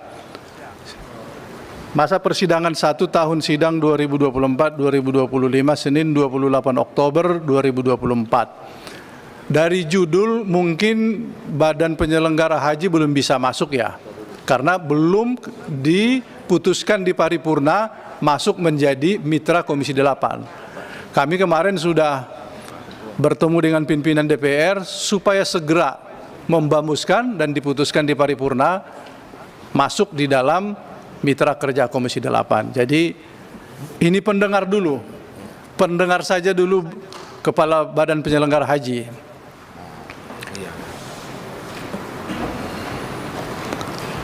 Baik, selanjutnya dapat disimpulkan beberapa hal sebagai berikut. Komisi 8 DPR RI meminta Menteri Agama Republik Indonesia untuk memperbaiki penyampaian evaluasi dan laporan pertanggungjawaban keuangan penyelenggara ibadah haji dengan menyelaraskan pada kesepakatan panja BPIH dan Kepres nomor 6 tahun 2024. Kalau ini kesimpulannya nggak akan ketemu, ya sudah terserah menteri saja basisnya apa. Kalau ke panja lagi nanti nggak akan ketemu karena kita akan bertahan. Kalau bisa itu keputusan ini kita dulu baru terakhir baru mereka. Kita di komisi dulu. Ya, izin pimpinan. Kesimpulan rapat kita sepakati untuk DPR dulu. Kalau kita sudah sepakat, kita serahkan ke pemerintah. Jadi kita dulu sepakat, ini enggak kesimpulannya. Oke, silakan Ya, kalau gitu. Lanjut, poin 2. Komisi 8 DPR RI akan melakukan pembahasan lebih lanjut mengenai laporan pertanggungjawaban keuangan penyelenggaraan ibadah haji tahun 1445 Hijriah 2024 Masehi pada rapat kerja selanjutnya.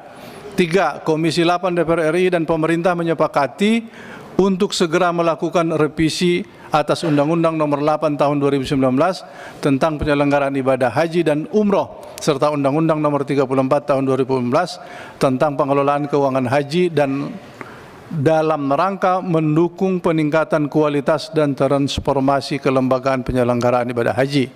4. Komisi 8 DPR RI meminta Kementerian Agama Republik Indonesia, Kementerian Kesehatan, Kementerian Perhubungan, BPKH, dan PT Garuda Indonesia untuk menindaklanjuti masukan pimpinan dan anggota Komisi 8 DPR RI antara lain menyampaikan data pendukung khususnya terkait sisa atau efisiensi penggunaan dana BPIH yang tercantum dalam laporan keuangan penyelenggaraan ibadah haji. B. Memastikan tidak terdapat double anggaran pada BPIH seperti anggaran PISA. Melakukan restrukturisasi dan pengembangan keterampilan SDM di lingkungan Kementerian Agama Republik Indonesia untuk mendukung peningkatan kinerja penyelenggaraan ibadah haji. Masih ada nggak? Pimpinan. Cukup. Kami persilakan para anggota. Oke. Poin-poin yang menjadi kesimpulan kita ini sudah bisa disepakati atau masih ada koreksi? Koreksi Silakan. pimpinan. Siapa? Bu Seli, Bu Pimpinan. Tadi ada suara laki-laki. Kok jadi merdu gitu ya? Silakan Bu Seli. Ya, ini kaitan poin 2. Komisi 8 DPR RI akan melakukan pembahasan lebih lanjut mengenai laporan pertanggungjawaban keuangan penyelenggaraan ibadah haji. Hanya laporan keuangan ibadah haji saja atau dengan laporan evaluasi penyelenggaraan ibadah haji? Karena kita bahasnya kan 2. Hari ini mengenai evaluasi haji dengan laporan keuangan haji. Berarti ada 2 harusnya pimpinan. Jadi hari ini kan kita sedang membahas tentang evaluasi penyelenggaraan ibadah haji. Kembali ke satu dulu. Poin satu, poin satu. Iya. Ini poinnya meminta Menteri Agama memperbaiki penyampaian evaluasi dan laporan pertanggungjawaban keuangan berdasarkan Panja, BPIH dan Kepres. Ya berarti poin 2-nya. Bukan, ini dulu disepakati, sepakat enggak? Poin 1 dulu. Ya. Kalau poin 1 udah setuju pimpinan, pas. Enggak. Yang lain. Nah poin 2-nya tinggal ditambahkan sama dengan poin 1. Satu dulu. Satu dulu, satu. Poin 1, Bu Seli setuju. Lainnya setuju? Saya tidak setuju. Komisi 9 DPR ini bukan meminta, mendesak. Bukan 9. 8. Oh ya maaf, Komisi 8, sorry. Jangan meminta, mendesak. Kalau yang lain. Mendesak bukan mendesak ya. Saya cara berpikirnya begini. Kalau kita meminta menyelaraskan cara pelaporan pertanggungjawabannya berdasarkan Panja dan Kepres, pasti tidak bisa. Karena mereka sudah mengambil kebijakan. Merubah kuota 20.000, 10.000 menjadi reguler, 10.000 haji khusus. Kita minta kesepakatan Panja, tidak mungkin. Kalau begitu menurut saya penyampaian evaluasi ini ya berbasiskan keputusan yang diambil begitu saja. Mau yang Panja, mau yang diputuskan menteri, silakan. Kalau kita paksa seperti ini, kita nggak akan mendapatkan kesimpulan. Percayalah, karena pemerintah sudah memutuskan membagi itu, kita minta ke hasil Panja, itu tidak mungkin. Gimana? Ketua sebelah kanan. Ya. Itu kalau misalnya Komisi 8 mendesak atau tadi meminta Menteri Agama untuk memperbaiki penyampaian evaluasi dan laporan pertanggungjawaban keuangan penyelenggaraan haji, itu tadi yang sampai bawahnya jangan pakai dan atau gitu loh nanti. Jadi kalau misalnya itu evaluasi sama aja dengan inti dari hari ini, bahwa evaluasi penyelenggaraan ibadah haji dan laporan pertanggungjawaban keuangan operasional penyelenggaraan ibadah haji. Jadi komplit dengan tema hari ini. Terima kasih. Nah, ini poin kembali. Yang dilaporkan hari ini kan basisnya tidak jelas. Apakah keputusan yang diambil oleh pemerintah atau ini kan ada gabung-gabungan ini. Supaya tidak dicampur-campur, ya sudah. Yang mana landasannya pemerintah ini, yang mana? Keputusan pemerintah, silakan. Keputusan pemerintah. Tapi laporan keuangannya disebutkan bahwa kami membuat laporan berdasarkan itu. Berarti kita tidak lagi berbicara mengenai Panja, nggak bicara lagi mengenai Kepres.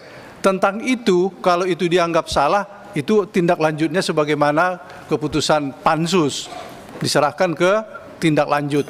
Kalau itu dianggap hukum, ya ke APH. Kalau itu dianggap sudah baik, ya sudah. Gitu, Pak Wahid.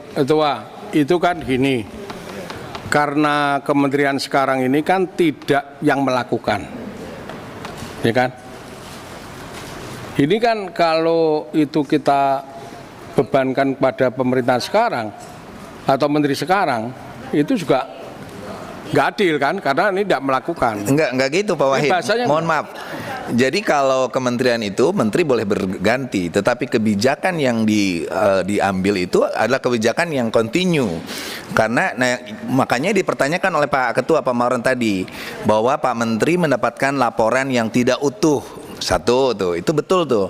Nah yang kedua yang kita minta dari poin ini adalah penyelenggaraan ibadah haji tahun 2024, titik aja Ketua, supaya kita tidak terjebak pada itu. Betul. Sehingga apa yang menjadi kekurangan itulah yang penting. Jadi tidak perlu berbasis apa. Nah itu yang poin pertama yang dibawa oleh Pak Ketua Pak Mauran Dasawang tadi itu, bahwa apa yang dibacakan hari ini oleh Kementerian Agama itu tidak utuh karena keberatan-keberatan kami itulah sebenarnya yang tadi sudah disampaikan. Jadi cukup sampai penyelenggaraan ibadah haji tahun 1444 Hijriah dan 2004 titik aja dulu. Itu udah menarik.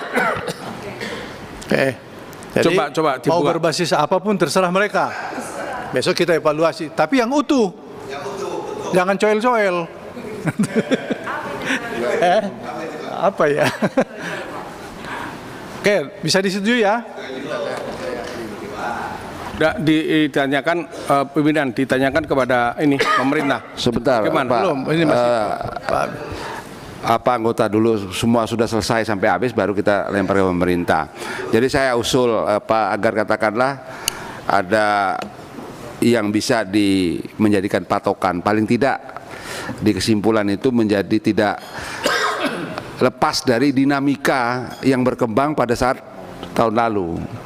Jadi ini sebagai catatan Pak Menteri, walaupun kesimpulannya itu laporan penyelenggaraan ibadah haji tahun 2024, tapi tetap harus mempertimbangkan dinamika yang berkembang saat penyelenggaraan ibadah haji tahun 2024. Karena faktanya kan sudah terjadi, ada pansus, ada panja dan lain sebagainya. Nah ini urutan dari laporan tersebut gitu loh. Jangan sampai nanti laporannya tidak sesuai juga, tidak sesuai dengan Kepres, tidak sesuai dengan pansus gitu kan. Pak Bidin Fikri benar, tapi itu nanti kita cantumkan di kesimpulan pengambilan keputusan. Iya. Ada poinnya kita buat itu. Saya kira itu Pak Menteri ininya. Terima kasih. Ya. Lanjut poin 2, bisa disetujui? Bentar, izin Pak. Komisi 9 DPR akan melakukan pembahasan. Sorry. Komisi 9 DPR RI akan melakukan Komisi 8 kok 9. Kayaknya mau pindah lagi nih. Ini besok dipindah Bu Seli nanti ini. Iya, Bu Seli udah nunggu kayaknya sih. Komisi 8 DPR RI akan melakukan pembahasan lebih lanjut mengenai laporan pertanggungjawaban keuangan melalui ibadah haji. Pertanyaan kita, Komisi 8 kan kita tuh. Kan bisa diputuskan di rapat internal tuh, nggak perlu rapat dengan menteri. Pertanyaannya tuh mengenai pembahasan itu dengan Kementerian Agama atau enggak? Iya. Loh makanya kali ini kan usianya sendiri nih. Nomor 2 itu Komisi 8 DPR akan melakukan pembahasan lebih lanjut mengenai laporan pertanggungjawaban keuangan. Coba kalimatnya. Kan buat kita aja tuh kan? Bukan, kalau sudah rapat kerja itu bersama Menteri Agama. Nah, sebutkan rapat kerja dan kementerian mana? Agama, sosial. Nah, gitu. Oke, poin ketiga, lanjut. Poin Ketua, pimpinan yang tadi pertanyaan saya di poin 2 itu hanya laporan keuangan saja apa dengan evaluasi juga? Iya, kan Ketua, evaluasinya karena kita belum satu ya. selesai. Evaluasi sama dengan yang di atas tadi. Sama dengan yang di atas, betul. Di poin 1 tadi evaluasi dan keuangan.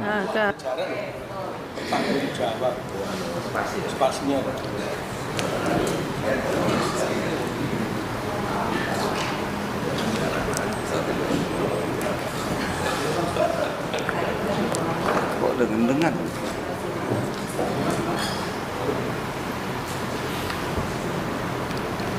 Sudah? Poin ketiga. Ini saran poin ketiga, tidak ada yang krusial. Kita sudah lakukan ini, tapi tidak apa-apa masuk. Poin 4. Ini juga saran. Bentar Ketua. Kalau poin 4 itu kan kita dengan meminta Kementerian Agama, Kesehatan, Perhubungan, BPKH, dan atau. Kalau kita melihat dari 1 dan 2 tadi poin, itu bukan dan atau, tapi dan. Makasih. Ya. Oke. Izin pimpinan. Lanjut. Komisi 8 DPR RI mendesak. Jangan. Iya dong, kita meminta. Romo senyum Pak Romo. Antara lain, ya ini semua coba Ini kan saran nih, yang didesak ini, pendukung, sisa atau efisiensi, tidak terdapat double anggaran, melakukan restrukturisasi pengembangan keterampilan SDM. Masuk ya? Ya. Oke. Izin Habis pimpinan. kami, Yang double itu apakah hanya soal visa? enggak double anggaran semua. Tuh. Double anggaran pada BPIH. Ya, jadi begitu aja, memastikan tidak ada double anggaran pada, ya nggak disebutkan sepertinya. Bisa jadi ada temuan lain nanti ternyata yang visanya nggak double, tapi yang lain double gitu kan. Oke, cukup. Pimpinan yang terakhir ini kalau bisa itu ABC ya. Ya. Masih ada D.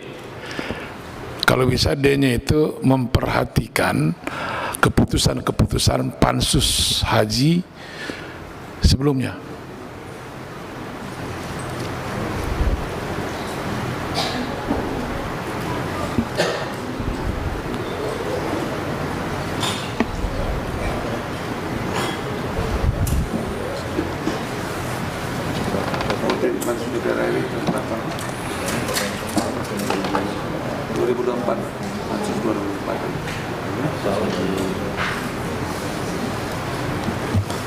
Oke, cukup ya. Yang D, jadi yang D ini bisa di sini, bisa juga di nomor 1. Nah, cukup di sini dengan saja. memperhatikan gitu. Tetapi terserah. Nah, cukup ya. Izin pimpinan. Yang poin 1 kan kita mendesak Menteri untuk memperbaiki. Nah, saya usul di poin terakhir itu kapan itu paling lambat diterima oleh Komisi 8. Mengenai jadwal itu kan nggak bisa kita pastikan. Jadi nanti ketersediaan waktu kita di Komisi 8, ketersediaan waktu Menteri secepatnya ini. Ya nggak apa-apa, dikasih batas waktu aja 1 minggu, 10 hari atau nggak apa-apa. Kita di DPR-nya yang kita gitu kan. Misalkan perbaikan, penyampaian evaluasi lapor pertanggungjawaban diterima Komisi 8 tanggal berapa. Kita sepakat aja di DPR dulu berapa. Mau 10 hari, mau apanya ini? Memperbaiki itu loh. Maksudnya perbaikan itu disambung dengan poin 2, nanti kita raker. Di raker itu langsung ya. Raker lagi seperti ini, kita nanti bersepakat kita putuskan. Jadi sebagaimana biasa sebelum raker bahan dikirim. Nah, rakernya itu apakah perlu kita buat minggu ini atau kalau saya kira tidak sedetail itu di dalam keputusan. Pak Ketua, itu konsinyeringnya kapan tuh? Ada di mana? Di poin mana ini? Atau sebelum raker atau FGD-nya? Kalau FGD itu sebelum raker. Belum raker. Tapi nggak perlu dituangkan di sini. Nggak perlu saya kira dituangkan. Nanti kita carilah. Cukup ya dari kita ya. Oke, persilakan pemerintah, Pak Menteri. Silakan. Baik Pak, bismillahirrahmanirrahim. Assalamualaikum warahmatullahi wabarakatuh. Waalaikumsalam.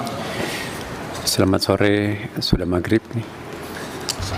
Salam sejahtera untuk kita semuanya. Pertama-tama kami semua di sini, terutama saya pribadi, bisa merasakan apa yang Bapak-Bapak sampaikan. Dari lubuk hati kami yang paling dalam bisa merasakan seperti apa yang disampaikan Bapak-Bapak dan Ibu-Ibu tadi. Kami punya komitmen bahwa insya Allah itu tidak perlu terjadi, akan datang. Nauzubillah. Bahkan kami punya komitmen pengantar atau penjelasan pendahuluan dari program kerja nanti akan datang tentang haji. Sebelum Pak Ansari menyebutkan memperhatikan keputusan pansus, substansinya itu pun juga kami akan jadikan sebagai early warning di dalam mukaddimah program kerja kami akan datang tentang haji ini, supaya menjadi direction kepada siapapun di antara kami semua di sini agar tidak terjadi pengulangan-pengulangan. Yang kedua juga kami catat semuanya ya, dan ini bahkan kami stabilo, Pak. Saya juga mohon maaf ya, sebetulnya ada beberapa keberatan dan pertanyaan bapak-bapak dan ibu-ibu yang mulia.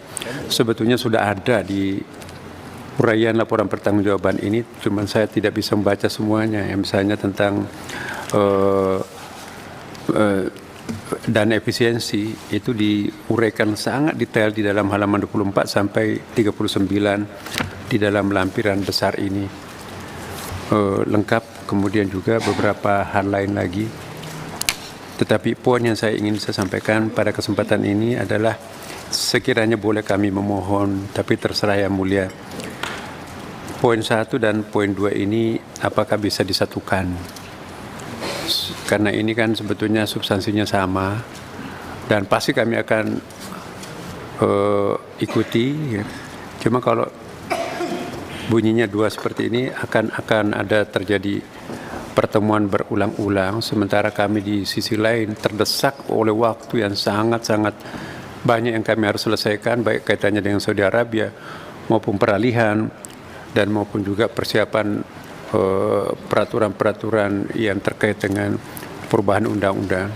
Sehingga kalau kami harus berkonsentrasi juga untuk memperhatikan hal yang ini, pasti nanti akan kehabisan energi atau terbatas tenaga kami untuk menyelesaikan situasi Saudi Arabia sekarang yang sudah mulai belanja. Takutnya negara-negara lain sudah keduluan kita Pak ya dengan mereka itu. Saya tahu persis apa yang sedang terjadi di negara-negara lain sekarang ini. Baik Pak Menteri, Ya. usul konkretnya gimana Pak? Usul konkretnya Pak 1 dan 2 ini kalau bisa disatukan, toh juga ini tujuannya sama kan Pak? Sebetulnya tidak disatukan pun maknanya sama. Iya. Segera diperbaiki, kita melakukan pembahasan. Tapi sebelum diperbaiki, kita nggak perlu melakukan pembahasan. Kalaupun mau digabung, Komisi 8 mendesak penyelenggara ibadah haji dan segera melakukan pembahasan lebih lanjut mengenai evaluasi penyelenggaraan haji dalam raker yang akan datang.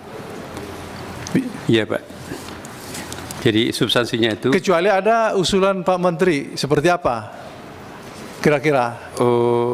Hal-hal yang sifatnya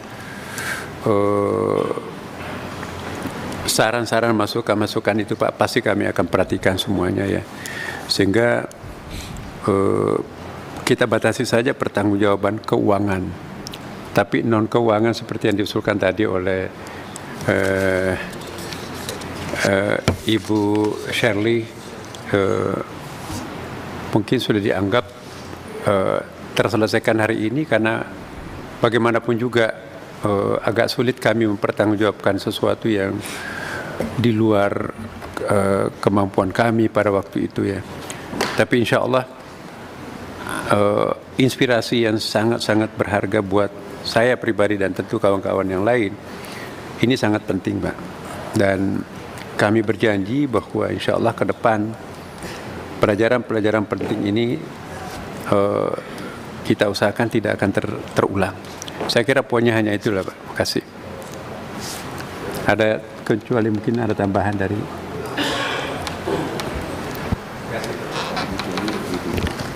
Ini belum ada kalimat yang pas ini yang dimaksud Pak Menteri itu bagaimana Maksud Pak? saya tadi Pak, sorry maaf Pak. Saya membaca redaksi yang poin 1 dan 2 ini mengisyaratkan ada rangkaian pertemuan. Jadi pertemuan pertama nanti ada melaporkan seperti hari ini, kemudian nanti akan terjadi pembahasan lagi. Bukan Pak. Yang dimaksudkan ini adalah, paham nih para anggota ya, yang kita maksud itu adalah kita segera melakukan rapat kerja, tapi sebelum rapat kerja diperbaiki dulu. Ya. Jangan yang ini lagi dilaporkan. Itu maksud kalimatnya begitu. Ya, kalau tapi begitu kalau sudah. ada usulan dari Pak Menteri, kalimatnya seperti apa, ayo kita tampung. Atau dibantu dengan Pak Wamen. Kalimat. Ya, kalau maksudnya itu seperti itu maksud kami juga Pak. Jadi insya Allah tidak ada masalah dengan redaksi ini kalau seperti itu pemahaman Ya, Bapak. kami cari waktu 2 hari ini kita melakukan raker lagi, dilaporkan lagi di situ, basisnya terserah pemerintah. Ya. mau panja, mau keputusan pemerintah, yang jelas harus ada, oh ini sekian, oh kemarin diputuskan sekian gitu. Jadi ada dasarnya. Kalau yang ini kan kita ada saran tadi, belum tahu kita nih satuannya di mana. Ada yang mengatakan pesawat diputuskan 33, di sini laporannya 35 gitu. Yang begitu diperbaiki, Pak. Iya. Hanya itu saja, bukan membuat 2 kali rapat lagi kita ini. Sekali aja. Pada raker nanti sudah diperbaiki. Oke, gitu, Pak. siap Bapak. Yang lain? Pak Ketua, tadi saya diingatkan Pak Hidayat Nur Wahid supaya ini nih, mulai rapat tepat waktu, tapi ini jangan sampai juga sholat molor. Ya, oke. Jadi bisa kita putuskan? Kita putuskan kesimpulan, draft kesimpulan menjadi kesimpulan sebagaimana yang kita baca tadi. Selesai. Terima kasih para anggota, pimpinan, terima kasih Pak Menteri Agama, Wakil Menteri Agama, Kepala Badan Haji, dan Wakil Badan Haji, Pak Dirjen beserta jajaran, staf ahli Menkes, BPKH, Perhubungan Udara, Garuda. Terima kasih atas kesempatan kita untuk raker. Mudah-mudahan raker yang akan datang tidak memakan waktu lagi, tidak membacakan lagi Pak Menteri. Tinggal kita masuk ke poin saja. Mudah-mudahan minggu ini harus kita putuskan. Minggu ini harus putus, Pak. Ya, lebih cepat lebih baik. Dengan demikian, mari kita tutup raker kita ini dengan ucapan alhamdulillahirabbil alamin.